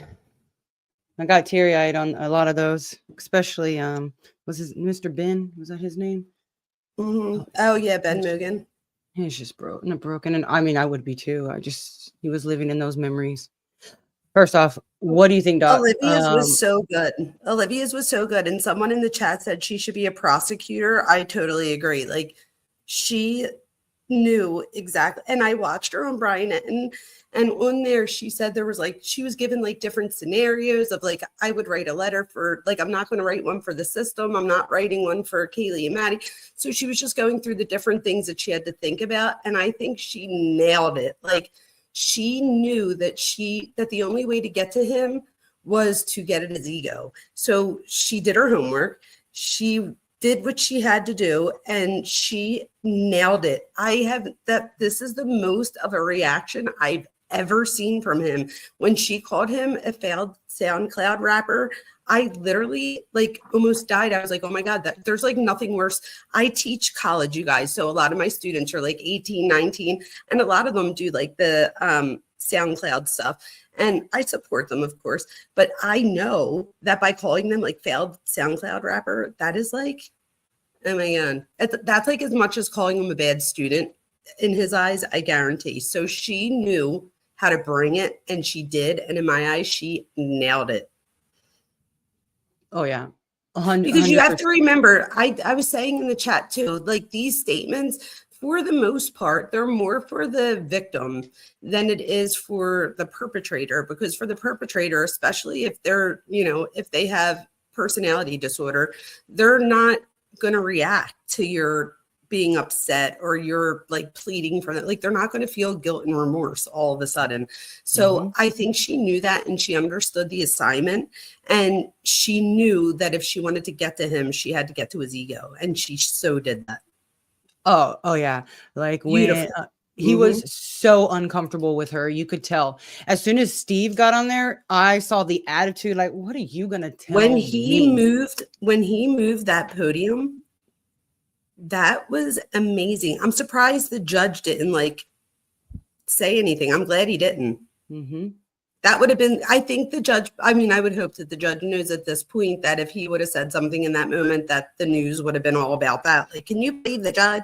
So, and because he got it the other time, right, with him complaining about everybody calling. So I think that might have been why he like held back a little bit. But when he moved that podium, my whole jaw dropped because I was like, oh damn, like, and like he said to him, you picked the wrong family. Like he said, my kids were like, Dad, what do I do? And he said back to them, get on it. We got to get on it. He's like, you picked the wrong family. And you could tell that he was like shrinking in his seat. That was so powerful, Cuff You. You're right. Yeah, no, when this is over, I know Danny and you will definitely dive in a little bit more deeper on that side, and y'all be able to like go back from when he first started all cocky in his chair. And then you can see the line coming in a little bit more towards the end. Crazy. And then it was crazy. And what I noticed too was with all the other letters, he would make like a nod, or we were all in the chat, like he nodded again, or he would. For the last few, he did not do any of that. I don't know if anyone noticed, but none of us were like, look, he nodded or he smiled. Did you see? Did I miss it maybe? No. I just had when Steve came in, BK's attitude changed. Yes, clearly. Like it was basically, what are you going to tell me? What do you have to tell me? That's what I got. And then he was so uncomfortable with, I've been seeing it in the chat. Is it Olivia or with an A, Olivia? It's Olivia with an A, but I think it's still pronounced like Olivia. Okay. All right. Because yes, it's with an A. With an O. Okay, perfect. No, she came in there, and the reason I said everybody's like, oh, she needs to be a prosecutor.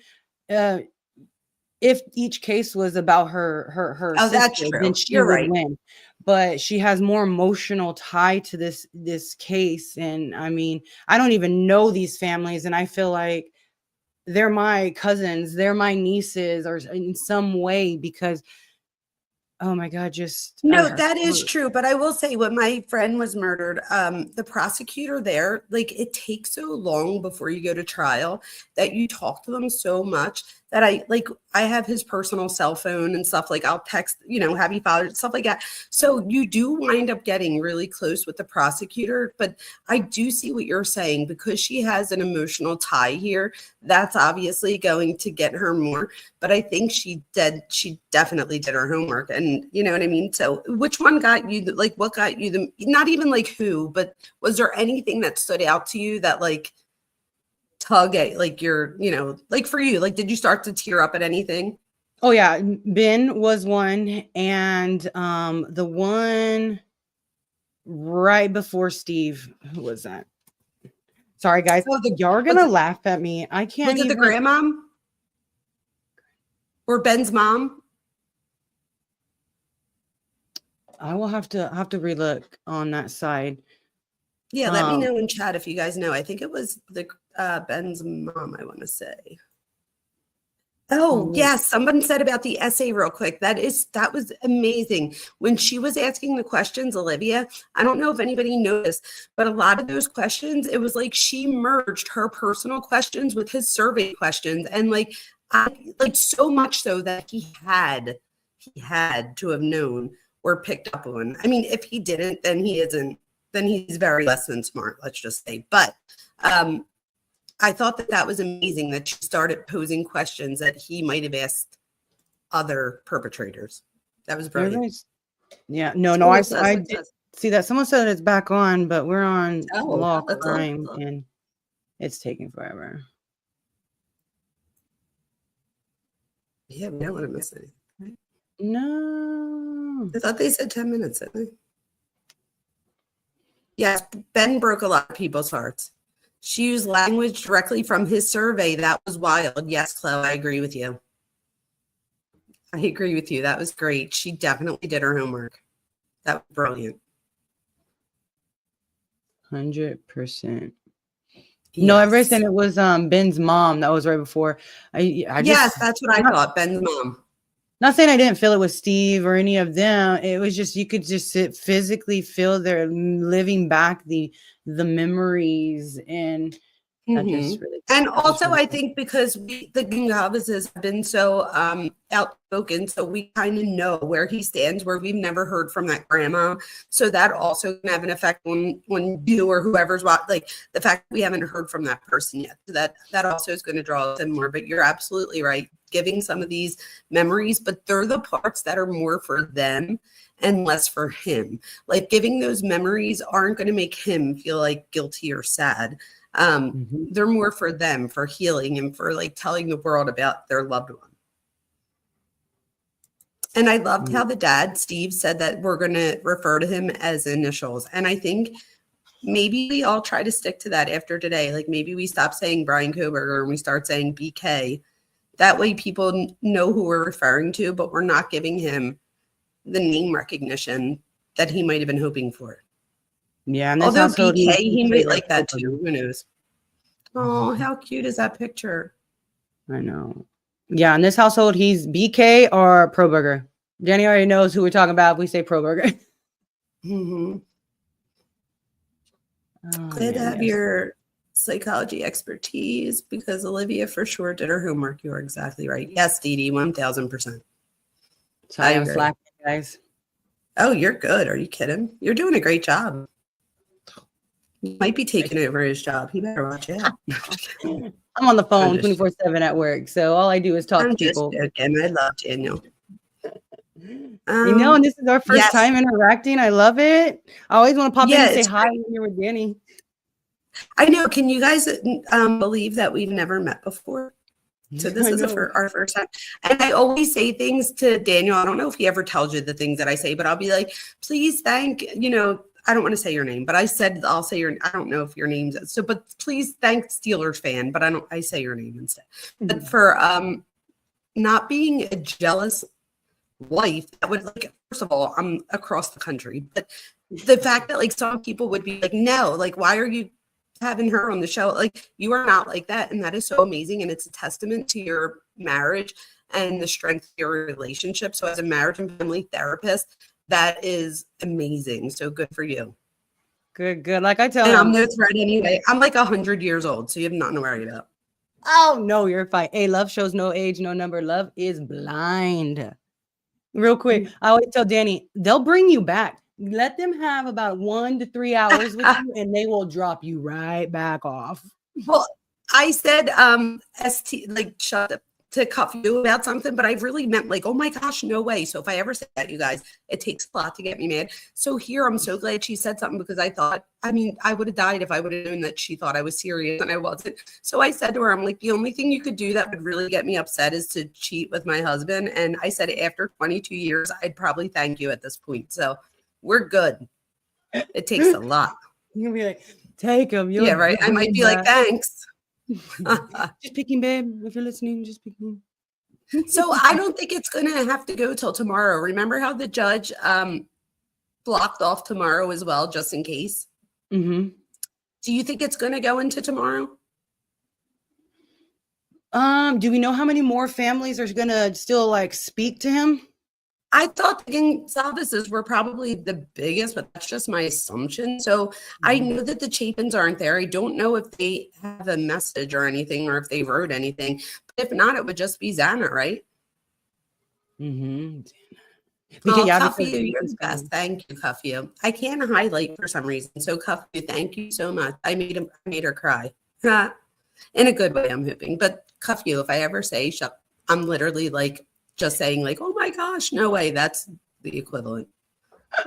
I feel like with Italians, the more dramatic we are, the more love is behind it. Like if I ever saw your kid and I was like, oh my gosh, I would smash her face. She's so cute. Like that's like loving, not, you know what I mean? But to anybody else, it might be like, did she just say I want to smash her kids? And it's like, with Italians, and Philadelphia, that's what we do here. What's my excuse? I just said I was gonna roundhouse kick my kid because she wouldn't take it off. I said I'm gonna roundhouse kick her. Oh, that's all right. Some people get mad at that stuff. I don't. I'll be like if my daughter's being, I call her a G-hole instead, because her name's Gianna, so I'll be like, stop being a G-hole instead of an A-hole. I feel bad calling her an A-hole. But then my second daughter's Ava, so I'm like, that's a shame because she is an A-hole. I'm like, all right, don't be an A-hole. That's fine. Thank funny. you, Sarah. I appreciate you so much. Really quick. I'm going to be right back, Dr. Go ahead. I'll talk. Don't worry. I got this. We're good. Thank you, Sarah, so much. I appreciate you. So you guys in the chat, I want you to tell me what was and again, it doesn't have to be a person, and it can be, but what was the statement or the thing that got you? Like for me, it was the survey. It was Olivia in general, but the survey questions that she posed back to him was brilliant. Calling him a failed SoundCloud rapper, brilliant. And then saying that he's a nobody, and that just like in his life, that nobody is going to touch it. Or I think that was Christy that said about touching. But they're the things that I think, for me personally, that I felt probably if he's going to feel anything, that would be it. Also about Ben Mogen talks about his addiction. I don't know if anybody noticed, but when he started talking about his addiction, I noticed that BK started to gain attention again. And then he starts to then talk about a story like that wasn't about addiction. It was about him and Maddie. And you could tell that he becomes uninterested again. So I feel like we can, or at least I can, I don't know if everybody else can. I feel like he is very readable as far as his body language. What do you guys think? I mean, for the little bit that we do get. Hey, oh my God, where did you just come from? I just literally was like, oh, Dan, like her voice just got real deep real quick. How's everybody going? I was so into my thought that I didn't even see you guys switch up. So when you just talked, I was like, oh, damn. Hey everybody, I'm only gonna be here for about another 15 minutes or so. I'm on a quick break. I should be off of work in the next hour and a half after that, so it shouldn't be too long. I missed quite a bit. I was on an extensive call. I could see in the chat people were raving about Olivia Gonzalez's. You need to watch that one. I will. I'm gonna go back and watch. But what were some of the breaking things that she said? She called him a failed SoundCloud rapper. She read him some of the survey questions, his survey questions. She's like, if I had questions for you, this is what it would be. And she like mixes a lot of her questions that she would have for him with his survey questions. She's like, how did you feel? Like it was amazing. She got the assignment right. She got an A+. Steve, I don't know if you saw this, but when Steve gets up there, he moved the entire podium. I'm like surprised that Hitler didn't say anything, but I'm so glad that he didn't, because I feel like everybody would have been talking about how he shouldn't have done that. Not Steve, Hitler, like if he did interrupt, but I was actually surprised. Like I was like, oh my gosh, is he going to say something? And even things like calling him, like, was it Olivia that said you're a murderer? And she went on like a little bit of a rampage there, calling him things, which was amazing. And Hitler did not interfere with that either. Chloe, do you know if the judge, because I know in PA, the judge read all of our impact statements before we read them, so they had to be approved. But yes, the failed rapper was great. You know, I'm gonna do this again tonight, guys. I'm gonna go in. I know some people are saying you got to react to it. I'm gonna react to it. I haven't seen it. So tonight I'm gonna go live again, and I'll play the victim impact statements from Steve and Olivia so that I can see these things. I'm interested. I saw some people say something about two weapons. Was that accurate? Oh, so they were saying, so Olivia was saying, and I wonder what else you used with my sister because of the impact, I guess, like the physical impact on Kaylee. So I was saying, I know that in PA, like, I think I might have said this to you before and you told me why it probably wasn't, and Truth did too, but could he have had like brass knuckles or something? Because didn't Steve say that like he punched her? See, I mean, I guess he could just have that strong of a punch. Right. No, I don't think he punched her because we saw it was his left hand when we saw, but he also went to the doctor. He had a doctor's appointment that he had set up. He had some things that were set up. The defense mentioned it at one point that he may have used two weapons or that there was two weapons, and they were trying to kind of tie it in that two perpetrators, right? That there was two different weapons, two perpetrators, and that was their angle. To me, I thought it was one weapon used in a different manner. And so I thought that he stabbed and then also used the bottom end of it to. I was going to say the butt of it. Yeah, I see that. Oh, someone pointed out, I think it was True, said that Steve was like, look at me when I'm talking to you, boy. Oh, you have to go back and. Okay, yeah. I'm gonna. Oh, you have to see some of the things that were said, Daniel. You're gonna like my jaws dropped on like half of it. Same and it takes a lot for me to drop my jaw. Where's a good place? You know what? I think I know where I'm gonna find it. Go back, like they were literally the last the last few was it was her family. So the last few is the family, and it starts with Steve. It's Steve, then Olivia, then the mom, but Steve and then Olivia. Olivia's is outstanding. Yeah, She we'll do kills it. that. You have to. It's amazing. They Oh, are. someone said they're back, but I don't mind either way if we watch this. All right, this Or is if the you one I watch need it. to boost up. For the support and just my family and friends who've been around through this time.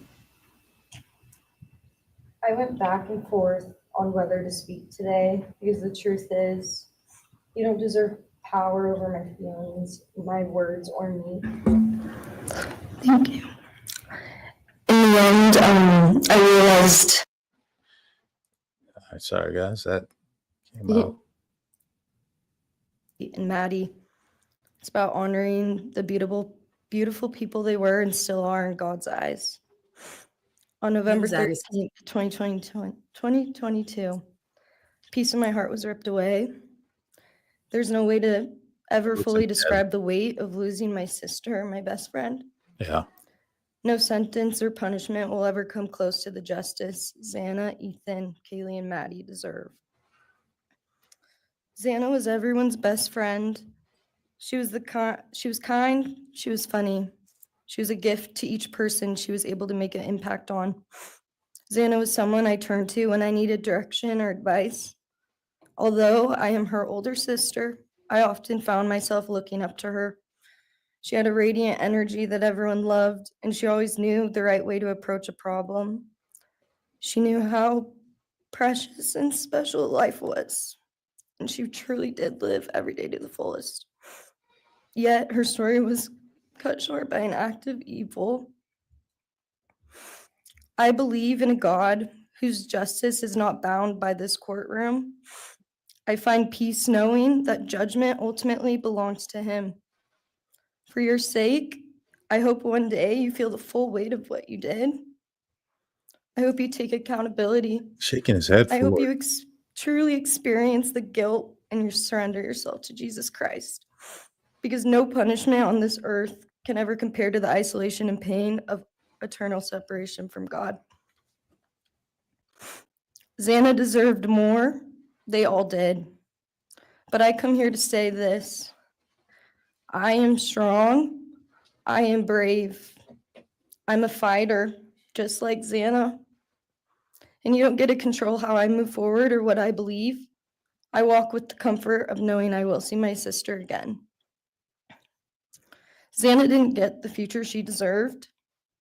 She won't be the maid of honor at my wedding, the cool aunt to my future children. I'll never hear her laugh or see her light up a room ever again. But I will carry her with me for the rest of my life. I will live in her honor, fight to be the best kind of woman and someone she's proud of, to make sure the world never forgets who she was. Xana's story doesn't end with what was taken from her. It lives through the love she gave, the people she touched, and the legacy our family will protect. Her light still shines, and her voice will echo louder than this pain. You didn't take that from us, and you never will. Thank you. He shakes his head. He was shaking his head forward.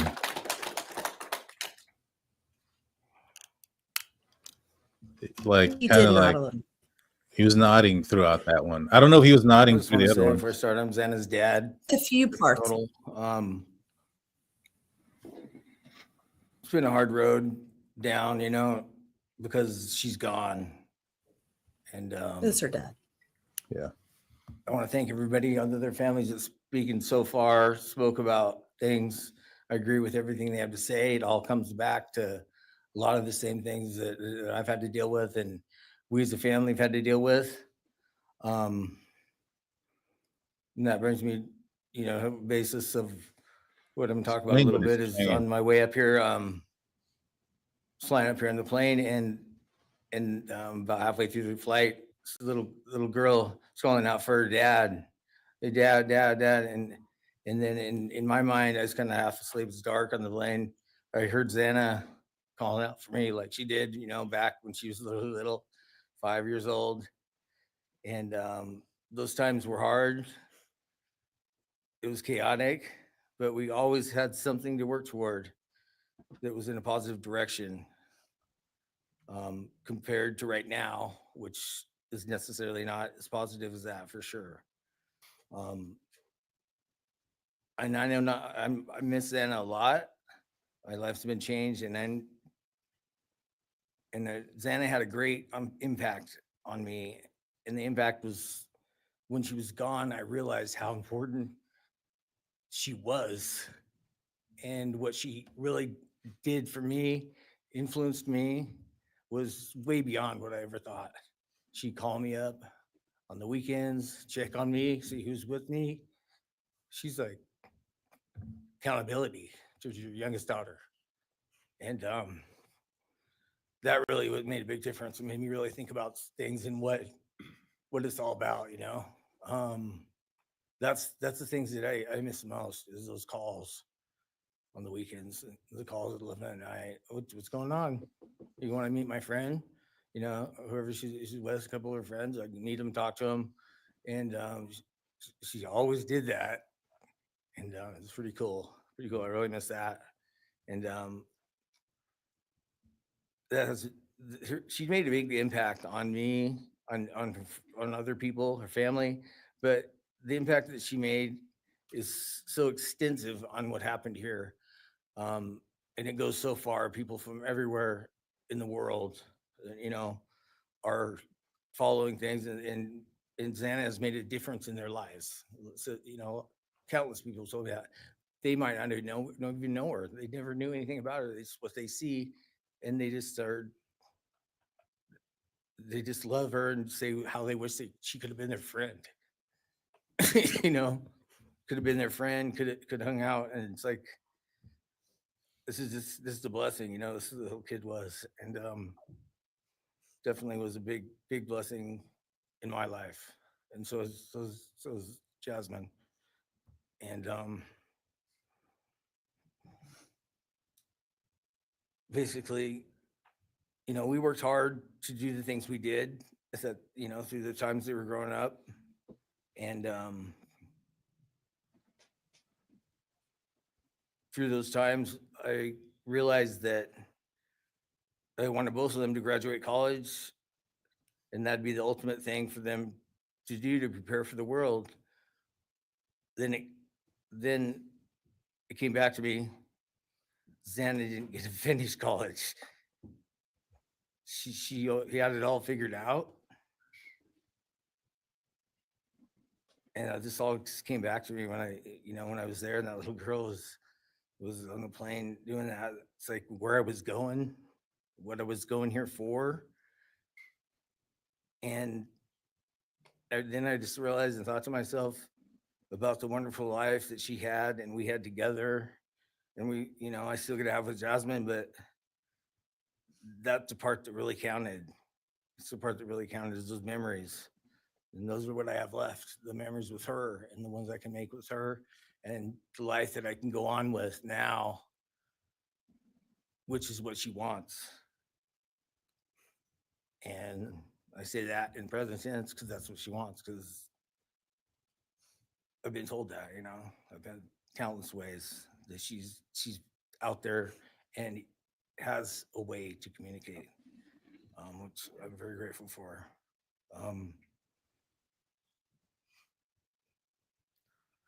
That goes to say that the impact of what happened to them, all 4 kids, goes so much further than just not me, the parents, the families, the community. It goes so far, because a lot of kids, you know, in the colleges, just for an example, they lock their doors now. The door wasn't locked in the back. You know, Penn State or wherever it was, all the colleges I know that I've heard, they all lock their doors now.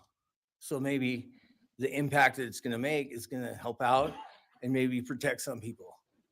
Having this outreach and having the influence of what these kids, what happened to these kids did, you know.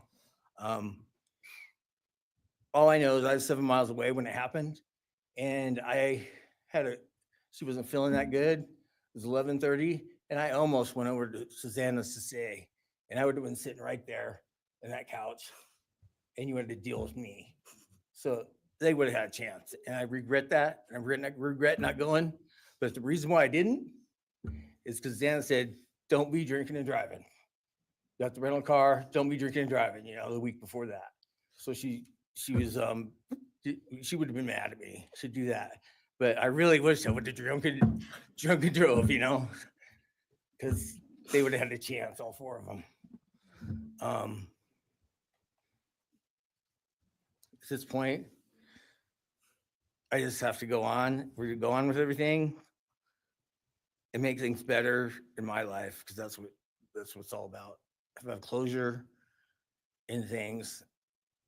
And the part that we miss is Xana, her influence, her smile, the things that she did.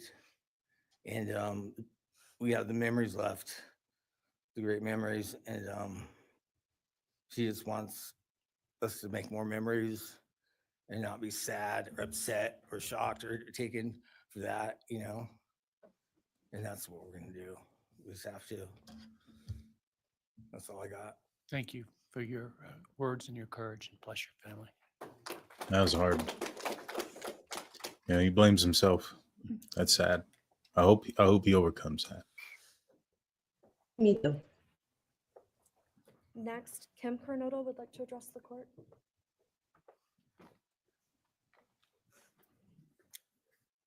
All right, guys, I'm going to be bouncing out right here in a second. I want to say thank you to Dr. Vona. Thank you to Steelers fan. Love you. Appreciate you stepping in for me. I'll be back as soon as I can. Probably take me about an hour and a half or so, but I'll be back. It's incredibly hard. Can't imagine how the rest of it is gone. I've been watching pieces here and there. I feel so bad for these families. I hope Mr. Kernodle Your can Honor, my name is Kim find Kernodle. closure. I am Xana Zan. I'll be back, guys. I was very blessed to have I'll see you her later, Dan. in my life, in our family. And I thought I had everything in my head, what I wanted to say, but it kind of went out. And I'm always looking for the positive thing, because evil, hate can destroy people. And that's what it started doing with our family.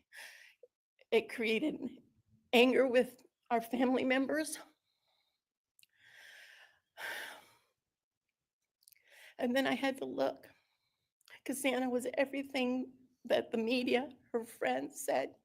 She was that fun, loving, high-spirited, beautiful person. And I no longer get to get my nails done with her, have lunch with her.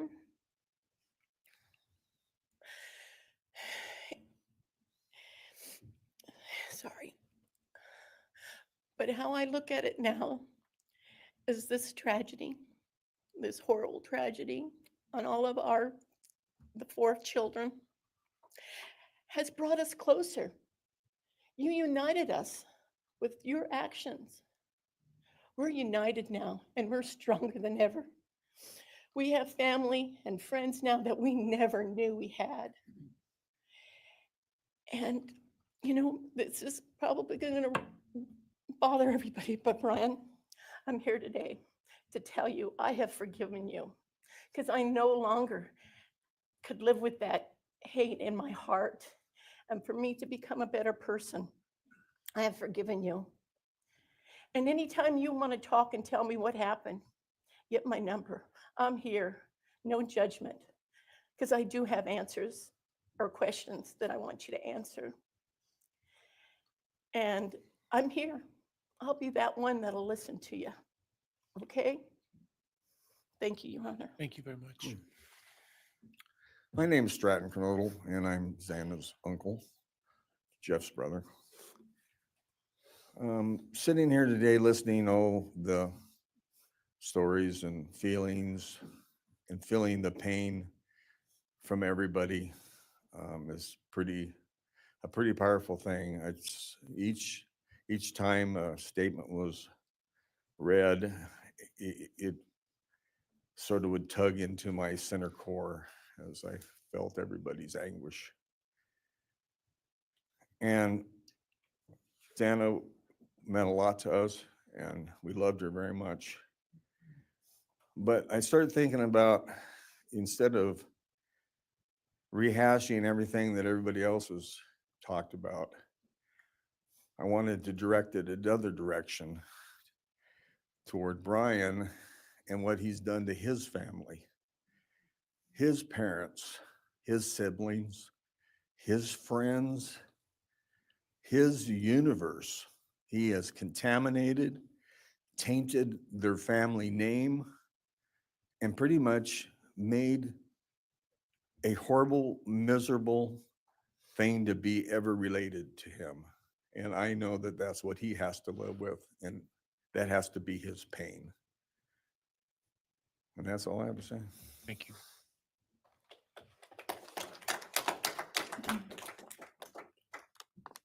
Next, Your Honor, I believe Randy Davis, stepfather to Xana Kernodle, would like to address the court.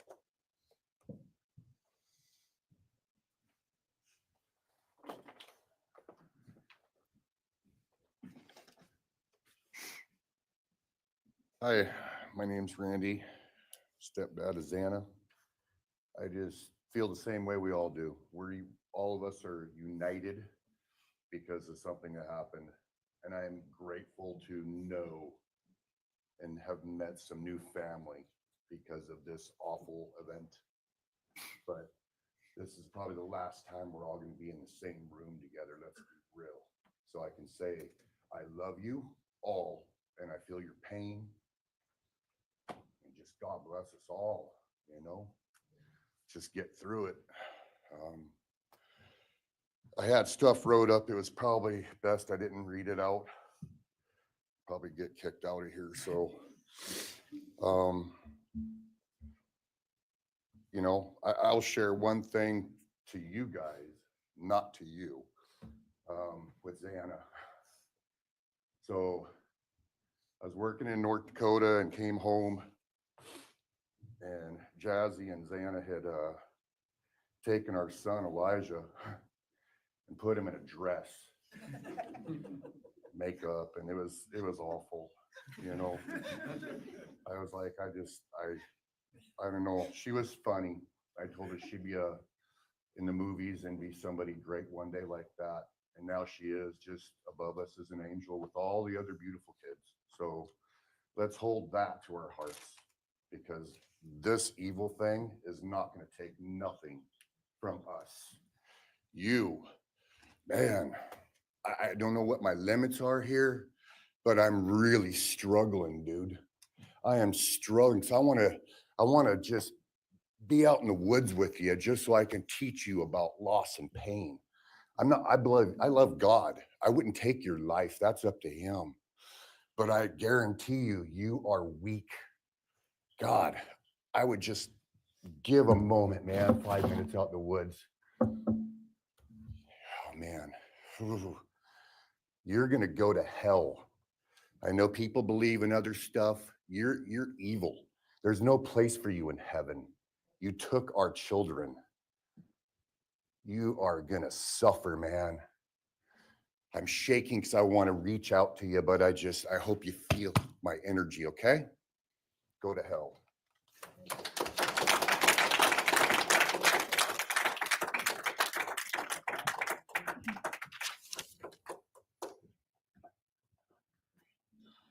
Next is Kara Northington, Xana's mother. Wait till you see how great she looks.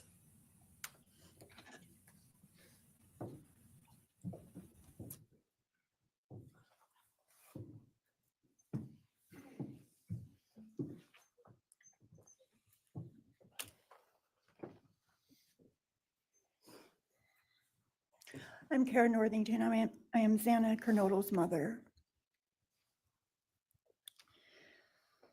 This letter is to you, really,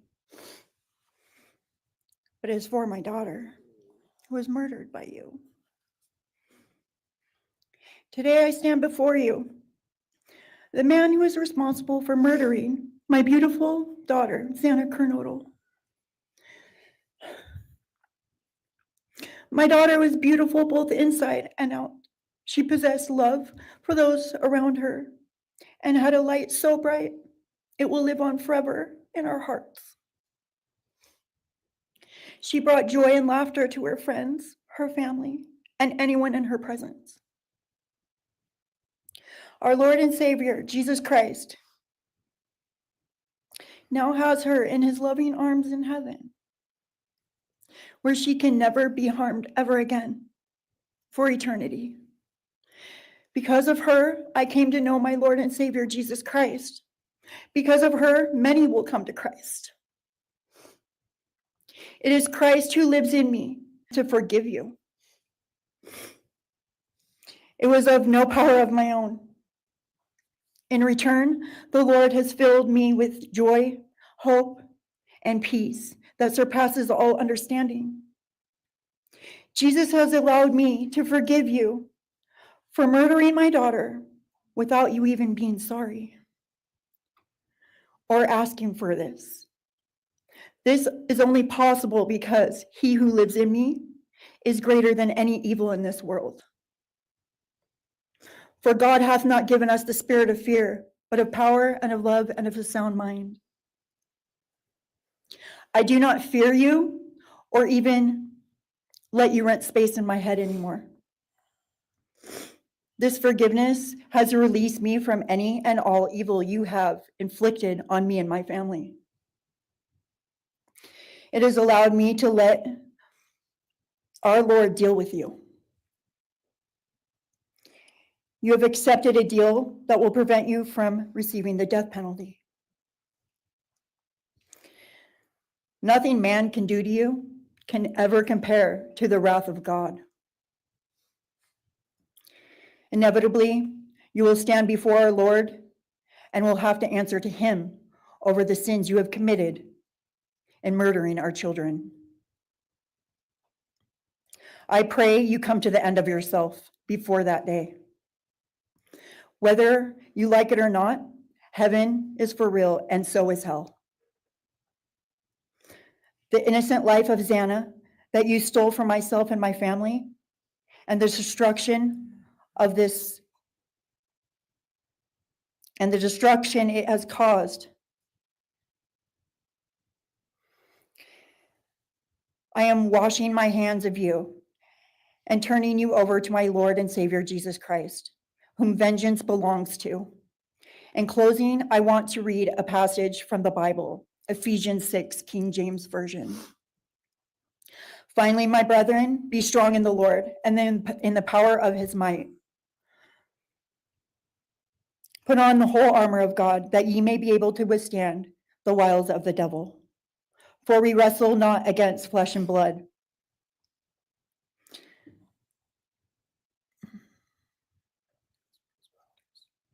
For we wrestle not against flesh and blood, but against principalities, against powers, against the rulers of the darkness of this world, against spiritual wickedness in high places. Wherefore, take unto you the whole armor of God, that ye may be able to withstand in the evil day, that ye may be able to stand in the evil day.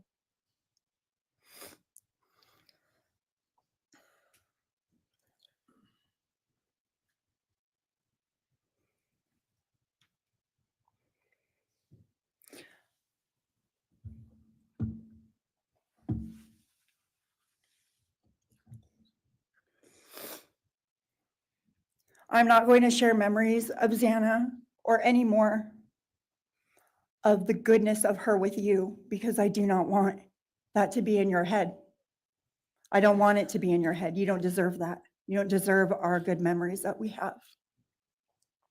I do pray for you. I pray that you come to the end of yourself. I pray that before this life is over, that you ask our Lord and Savior in your heart and to forgive you. I do pray for that. But after today, I wash my hands of you and you are no longer a thing. Thank you. Thank you.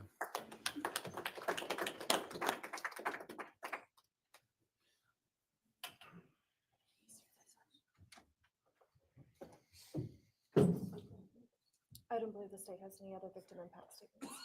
Okay.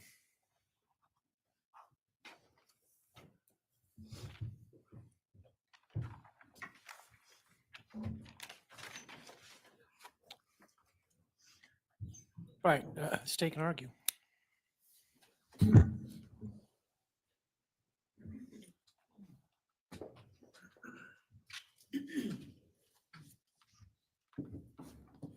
Thank you, Your Honor.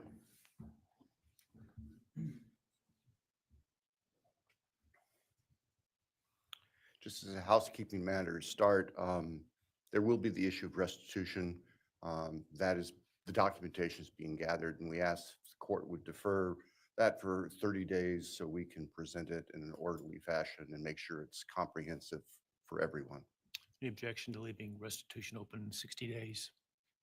All right. Thank you, Your Honor.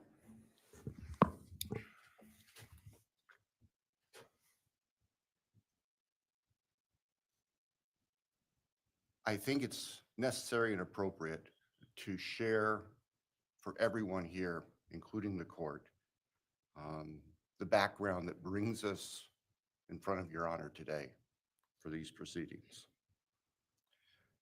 As the record reflects, and as everybody in this courtroom knows, the defendant has pleaded guilty to all 5 counts charged in the indictment. Under oath before Your Honor, he has admitted that the charges against him are true. He has reassured the court that he has not been coerced or threatened to make those admissions. And Your Honor did an extraordinary job in taking the pleas back on July 2nd. We appreciate the court's discipline and insight. The defendant has also waived appeal on the multitude of rulings from this court and Your Honor's predecessor in Latah County on dozens, literally dozens of motions seeking to dismiss the case, seeking to control or limit evidence, seeking to offer evidence that would not be appropriate.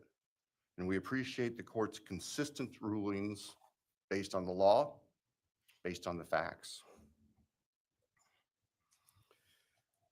As Your Honor will recall, on June 18th, it's just really not that long ago, we appeared before this court for arguments on what became the defendant's final motions to this court. Motion where they wanted to offer evidence suggesting that other people were responsible for the defendant's actions, and the motion seeking essentially an indefinite continuance of the trial. It was readily apparent to all of us in the courtroom from Your Honor's comments that those motions were not going to be granted. So we returned to Moscow and continued with what we had been working on for months in preparation for trial. We had no qualms about going to trial if trial was what was necessary and appropriate. The following week after we were in court, we were approached by the defense with an inquiry about a possible plea. And I can tell the court this is the first suggestion ever that there was any consideration, because indeed the defense had maintained from the beginning that Mr. Kohberger, the defendant, was factually innocent. It's clear that the reality of the evidence and the case that had been investigated and prepared and that we were ready to present in court became a reality. Our reaction, among other things, was to reach out to all the families. And in fact, later that week, on Thursday and Friday of that last week of June, we met with representatives by teams, virtual meetings, with representatives of all the families. And we talked about the status of the case and the upcoming trial and things that related to the trial. And we also let them know that there had been an inquiry about whether there might be an offer for a plea. And we asked the family members for their thoughts and feelings. And they were candid. And they have been candid since, and we respect that. And we understand, recognize, and acknowledge that there was a difference of opinion among representatives of the different families. We understand that. One of the challenges of this case, one of the unique things about this case is we have multiple victims, each unique unto themselves, their families and friends unique unto themselves, and all of them entitled to their opinions, all of them entitled to their thoughts. Over the following weekend, our prosecution team, very skilled attorneys who were personally as well as professionally deeply invested in this case, met. And we talked, and the decision was reached. Well, to start with, were there to be any sort of plea offer or discussion, there's only one possibility. And that would be for the defendant to plead guilty straight up to all charges. There would be no bargaining about counts. There would be no bargaining about reduced sentences. And so we made the proposal to the defense that if the defendant was willing to plead guilty up front to all 5 counts as charged and waive appeal of the court's myriad decisions during the past 2.5+ years on all these motions that would have consumed years, if not decades, of time in the future.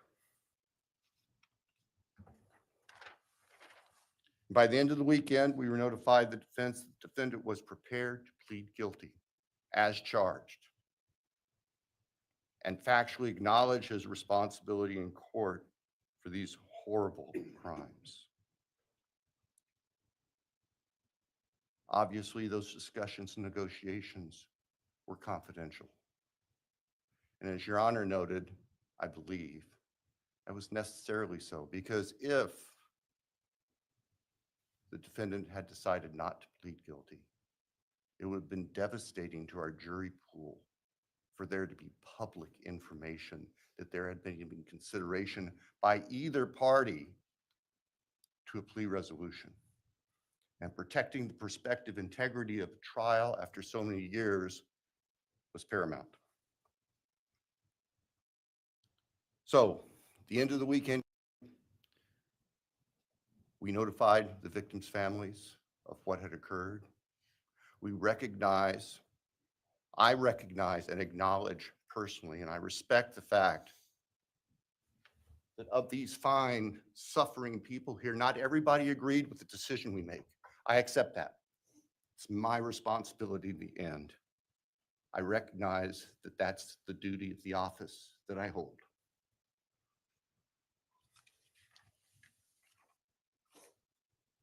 So now, it is time for the judicial system to impose final judgment and close the door on this chapter of these tragedies. As the court is aware, by the agreement of the parties, it is the state's prayer. Perhaps have the Elmo police turned on.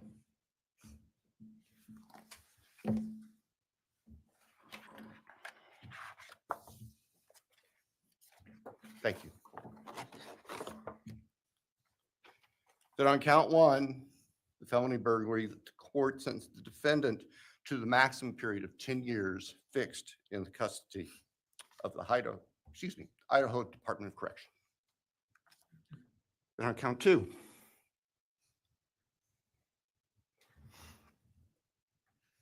that the court sentenced the defendant to fixed life for the murder of Maddie Mogen. On count 3, that the court sentenced the defendant to fixed life for the murder of Kaylee Gonzalez. On count 4, that the court sentenced the defendant to fixed life for the murder of Xana Kernodle. On count 5, that the court sentenced the defendant to fixed life for the murder of Ethan Chapin.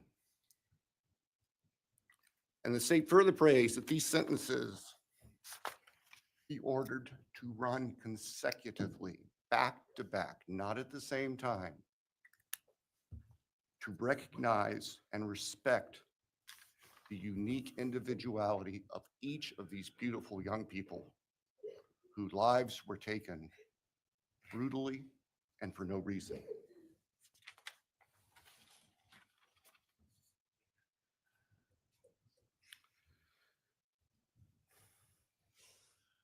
And hopefully now, as we have heard earlier this morning, it is time to afford the families and the friends and the community and the state of Idaho and the nation and the world to move forward. We can't undo, and we can never undo, the horror of what occurred on the early morning hours of November 13th, 2022 at 1122 King Street in Moscow, Idaho.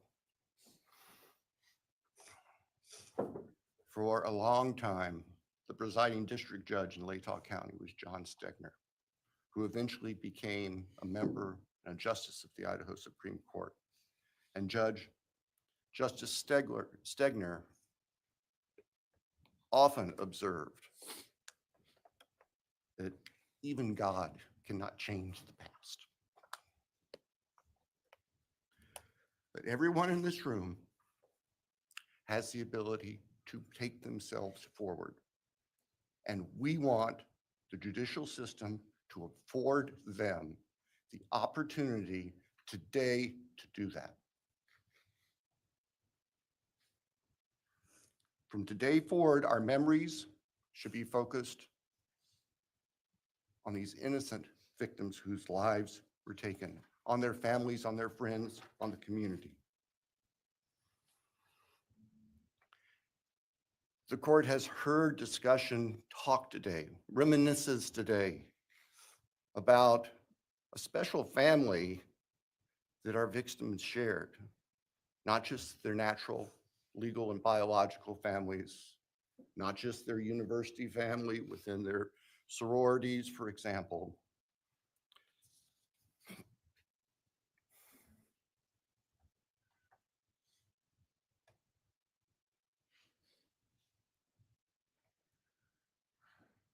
But this family.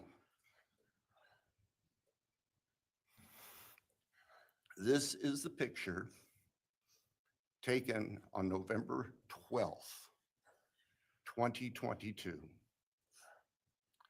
of the special family of 1122 King Road. And you can see all 6 of these dynamic, vibrant, loving, special, innocent faces taken together just across the street from their residence, and barely 12 hours before 4 of them would be brutally murdered in their sleep. They've been described consistently as being bright, caring, vivacious, with futures we can only imagine now. But they were, and they remain, a special family that I think we should all recognize and appreciate. So it's time to move forward. There have been a number of statements directed specifically at the defendant today.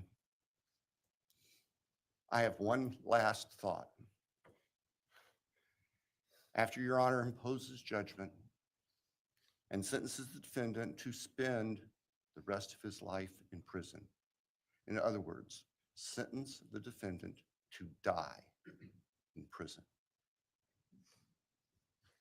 he's going to stand up in the belly chains and leg irons that he's wearing today. and he's going to be escorted into the custody of the Idaho Department of Correction. And the door will close behind him forever. That is the closure that we seek, that all of these people, these loving friends and family deserve, so that we can move forward. Thank you, Your Honor. Thank you.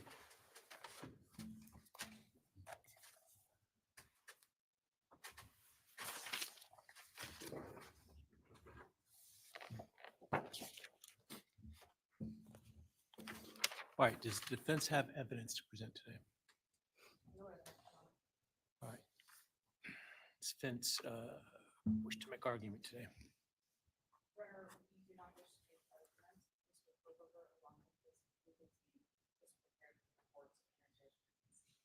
All right, Mr. Kohberger, you have an opportunity to make a statement if you wish to. I take it you are declining.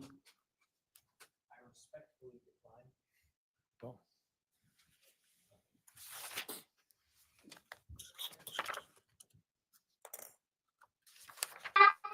Coward. Please. All right, let me start this morning by acknowledging and thanking those that have come here today in support of their loved ones. And I appreciate your courage and your strength. And I hope that you are able to move on as best as possible. Thank counsel for the professionalism that they've exhibited throughout this case. It has been my great honor to preside in this case and to help bring, to the extent possible, some resolution and hopefully justice to this case.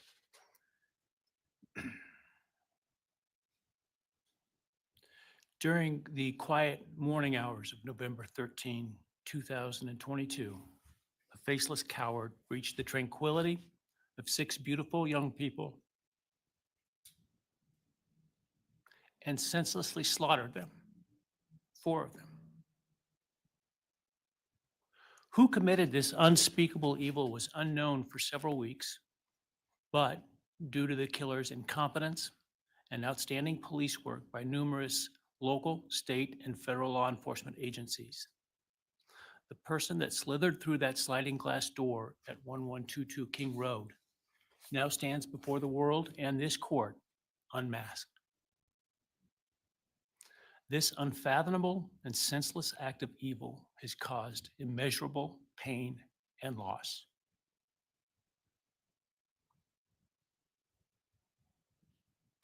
No parent should ever have to bury their child.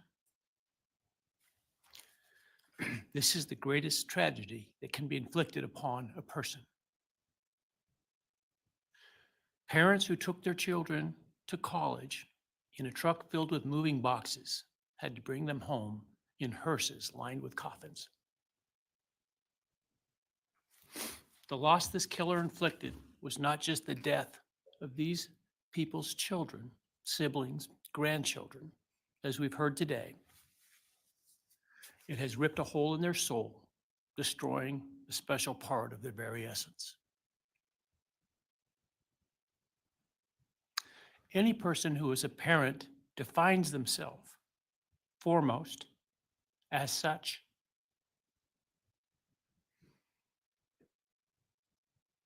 It is their existence and purpose of being. And it has been stolen from these parents.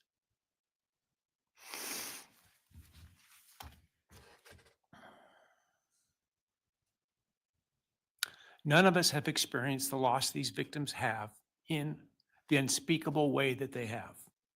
And therefore, none of us can, nor should we, question the way in which they have handled their loss.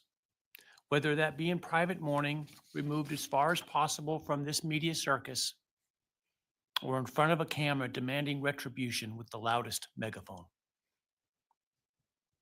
I've listened intently to the stories and pain that have been shared today with great awe at the courage and resilience of the surviving family members of those wonderful children. I've listened also to the surviving roommates, both in person and through their friends.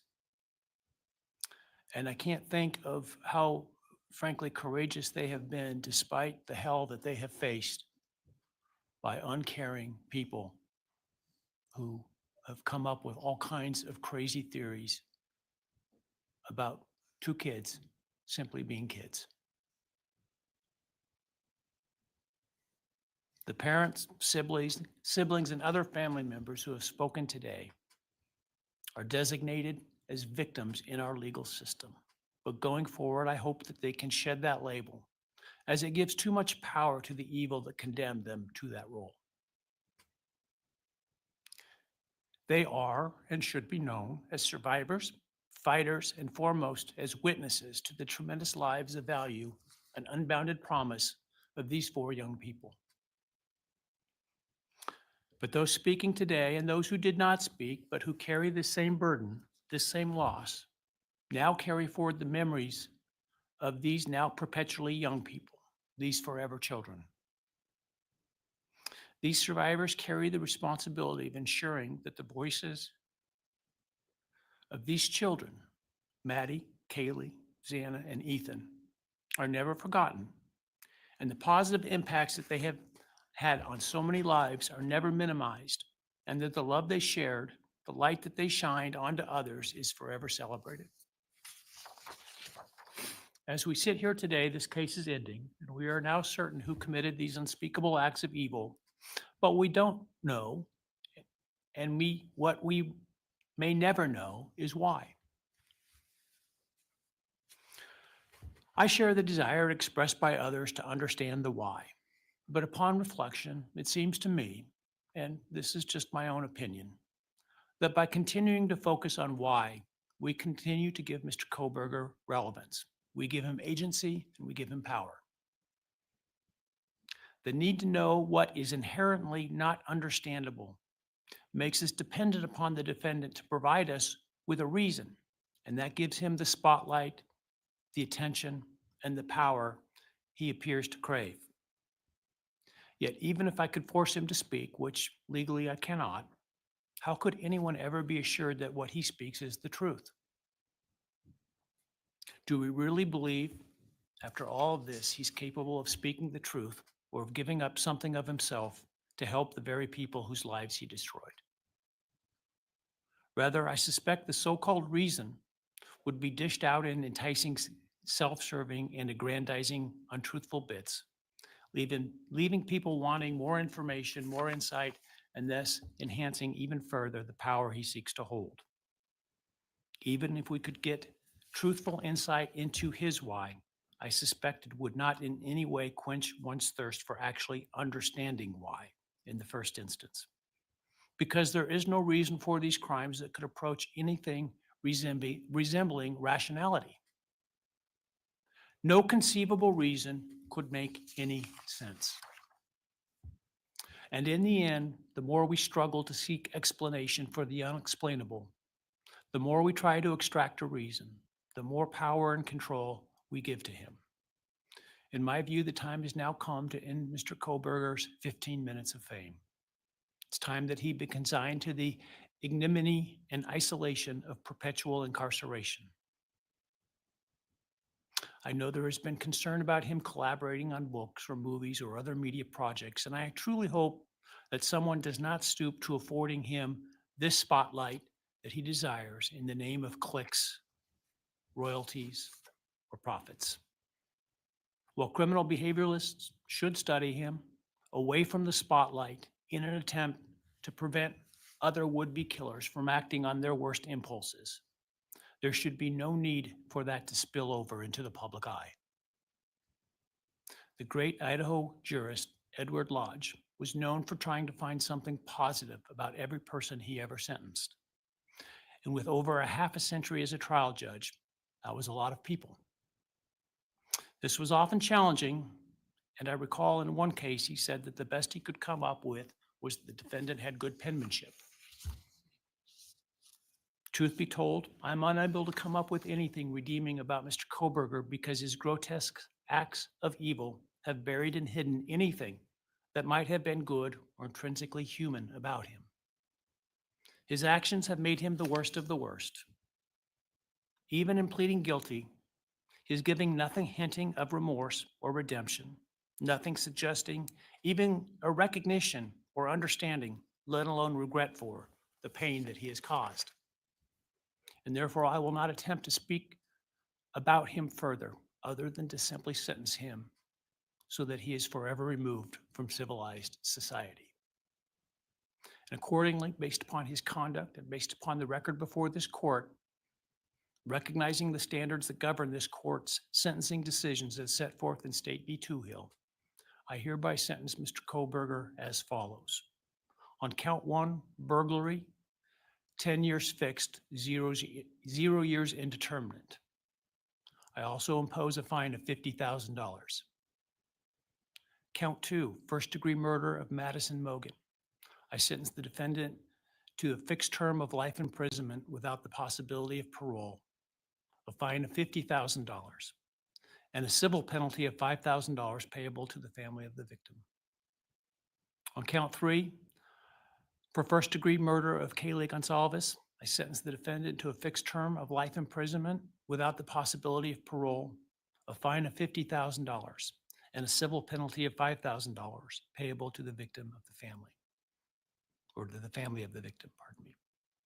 On count 4, for the first-degree murder of Xana Kernodle, I sentence the defendant to a fixed term of life imprisonment without the possibility of parole, a fine of $50,000, and a civil penalty of $5,000 payable to the family of the victim. On count 5, for the first-degree murder of Ethan Chapin, I sentence the defendant to a fixed term of life imprisonment without the possibility of parole, a fine of $50,000, and a civil penalty of $5,000 payable to the family of the victim. The sentences on counts 1, 2, 3, 4, and 5 shall run consecutively to one another. Restitution will be left open for 60 days. Defendant will be required to submit a DNA sample and a right thumb print impression to the Department of Corrections and comply with the DNA Database Act. I remand the defendant to the custody of the Idaho State Board of Corrections for to be imprisoned in an appropriate facility and execution of the sentence where he will remain until he dies. Though you have waived your right to appeal, you do have a right to file a notice of appeal, and any such appeal must be filed within 42 days of the date of the written judgment, which will be entered shortly hereafter. Though the appeal, you should be aware, may be deemed a violation of the plea agreement, and so I certainly suggest you discuss that with counsel if that is your desire. I ask the media and public present to allow the families to be escorted out first before they leave. Again, thank you to everyone for your stories today. I am strengthened by them, and I am encouraged by your humanity and strength. And God bless you. We're adjourned.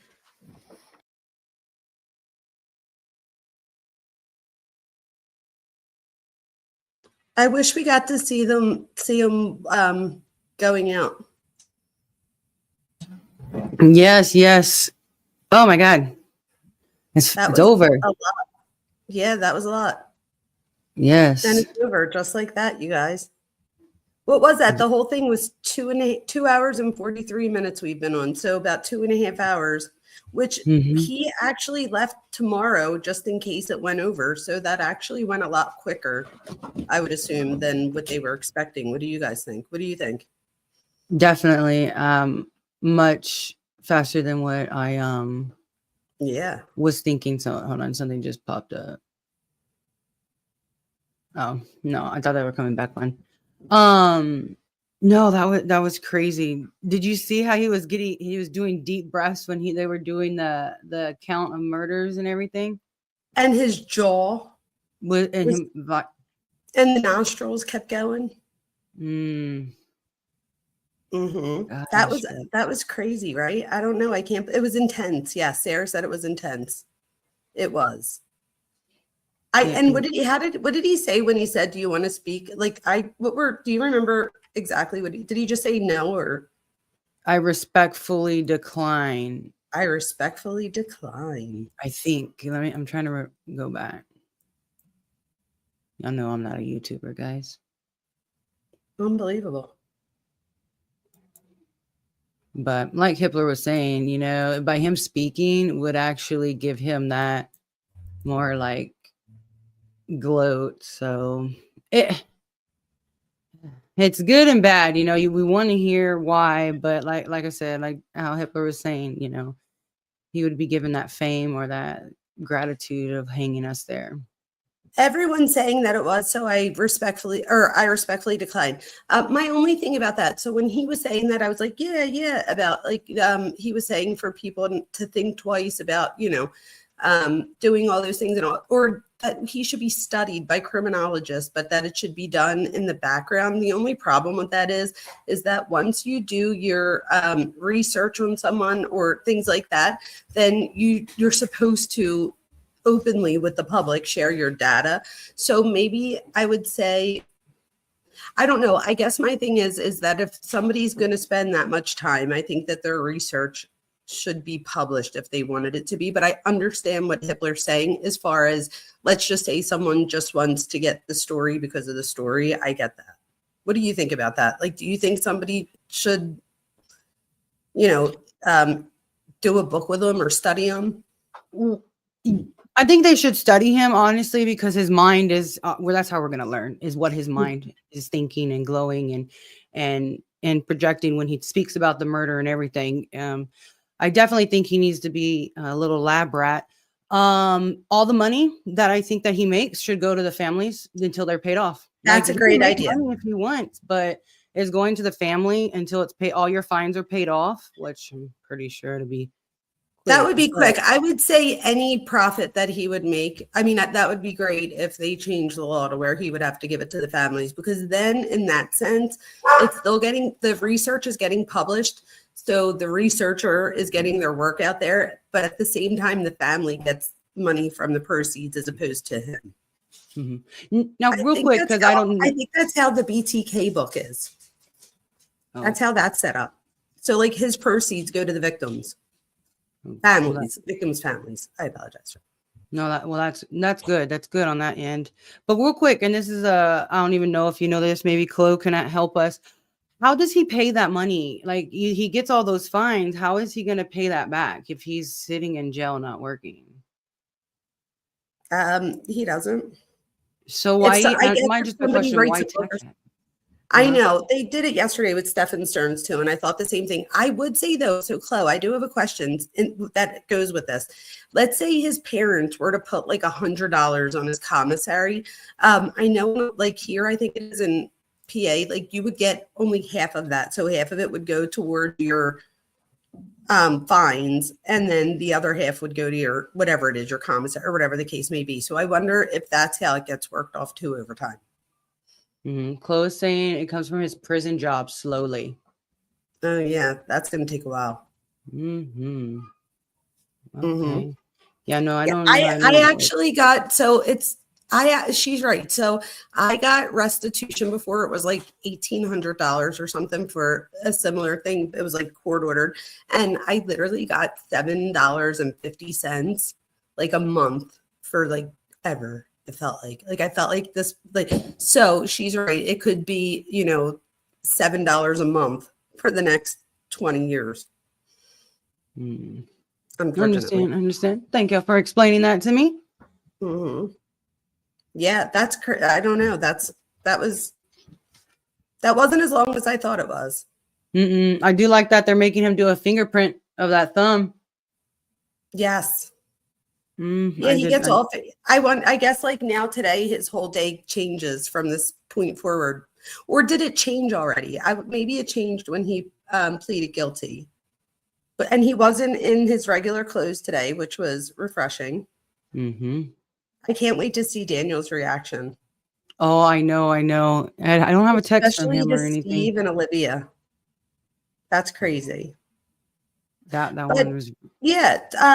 Do we should we like take a break now? And then when Daniel comes back on, if I'm around, if he wants, I'll pop back up. And if not, I'll just be in chat. For sure, for sure. Actually, you know what? We can do that. We can end this and then he can come back on. Yeah, that way we'll side. take a little bit of a break. Go For eat sure. something or something. Yes, yes. Well, thank you, doctor, for coming on with me. Even though we really didn't do much, you did all of it. No, you did. No, you did amazing. Are you kidding me? Daniel, you better watch out. Your wife's coming for your spot. No, I'm just kidding. You're lying, I think don't that it's worry. amazing though for him to know that you're able to jump in and help when he needs you to. So if it wasn't for you, then he wouldn't have streamed today. You know what I mean? So I think that's amazing that you were able to just jump in and that you said yes, because I can't imagine if I just asked my husband to jump in, like this isn't his thing. He would be on here like, and that would be it. So he's not the one that talks in the relationship like that. So I think that it's amazing that you were able to jump in and help out. So that's awesome. Yes, yes. Well, I love our community, so it was easy. It was like I was Yes. just talking to everybody, but yeah. And you guys, will you guys please go over and subscribe? I've been like stuck at 2,000 subscribers for like ever. So if you got, and I'm not complaining, I love having 2,000 subscribers, but if anybody's watching this and you're not subscribed to my channel, it only takes a second and it's free. Yes, you better go subscribe. Thank you. It just, and it also helps me know that people want me to continue. You know, it's kind of hard as a creator to know if people are digging what you're doing. So one of the only ways that I know that is when I see like people are still subscribing. So now that it like plateaued the past week, I was kind of like, what the heck? But I don't know, it could have just been the week. But you guys, if you guys want to hear, me come on, again, it's free. Just go over and please, maybe one of my subs can put the link in the chat. I'm working on it right now. Oh, you're the best. It's the mind behind true crime with Dr. Vona, you guys. And we're going to put the link in the chat. Yes. Yes, and it would be amazing to have people there. And I love when I see it go up. And let me know that you came from the Drunk Turkey Show. Yes, yes. And then let her know that you love the Drunk Turkey Show mods. They do. They do.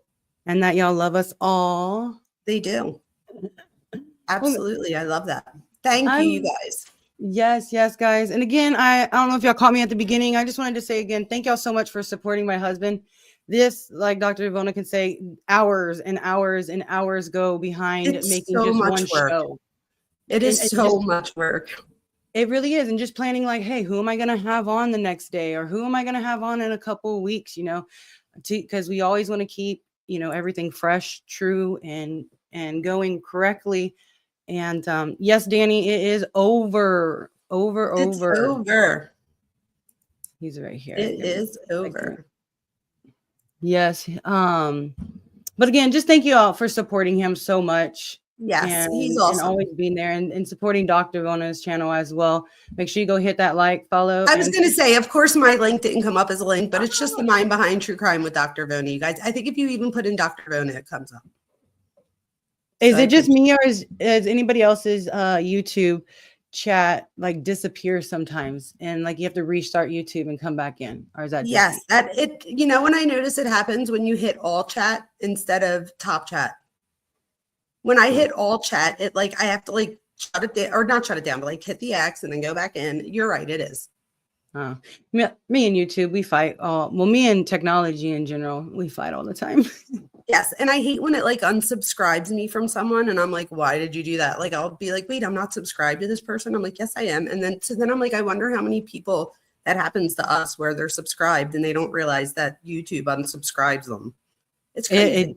It does it a lot. I've noticed that a lot. Crazy. All right, well, I appreciate you guys. And yes. I will look out for when Daniel comes on when he's done.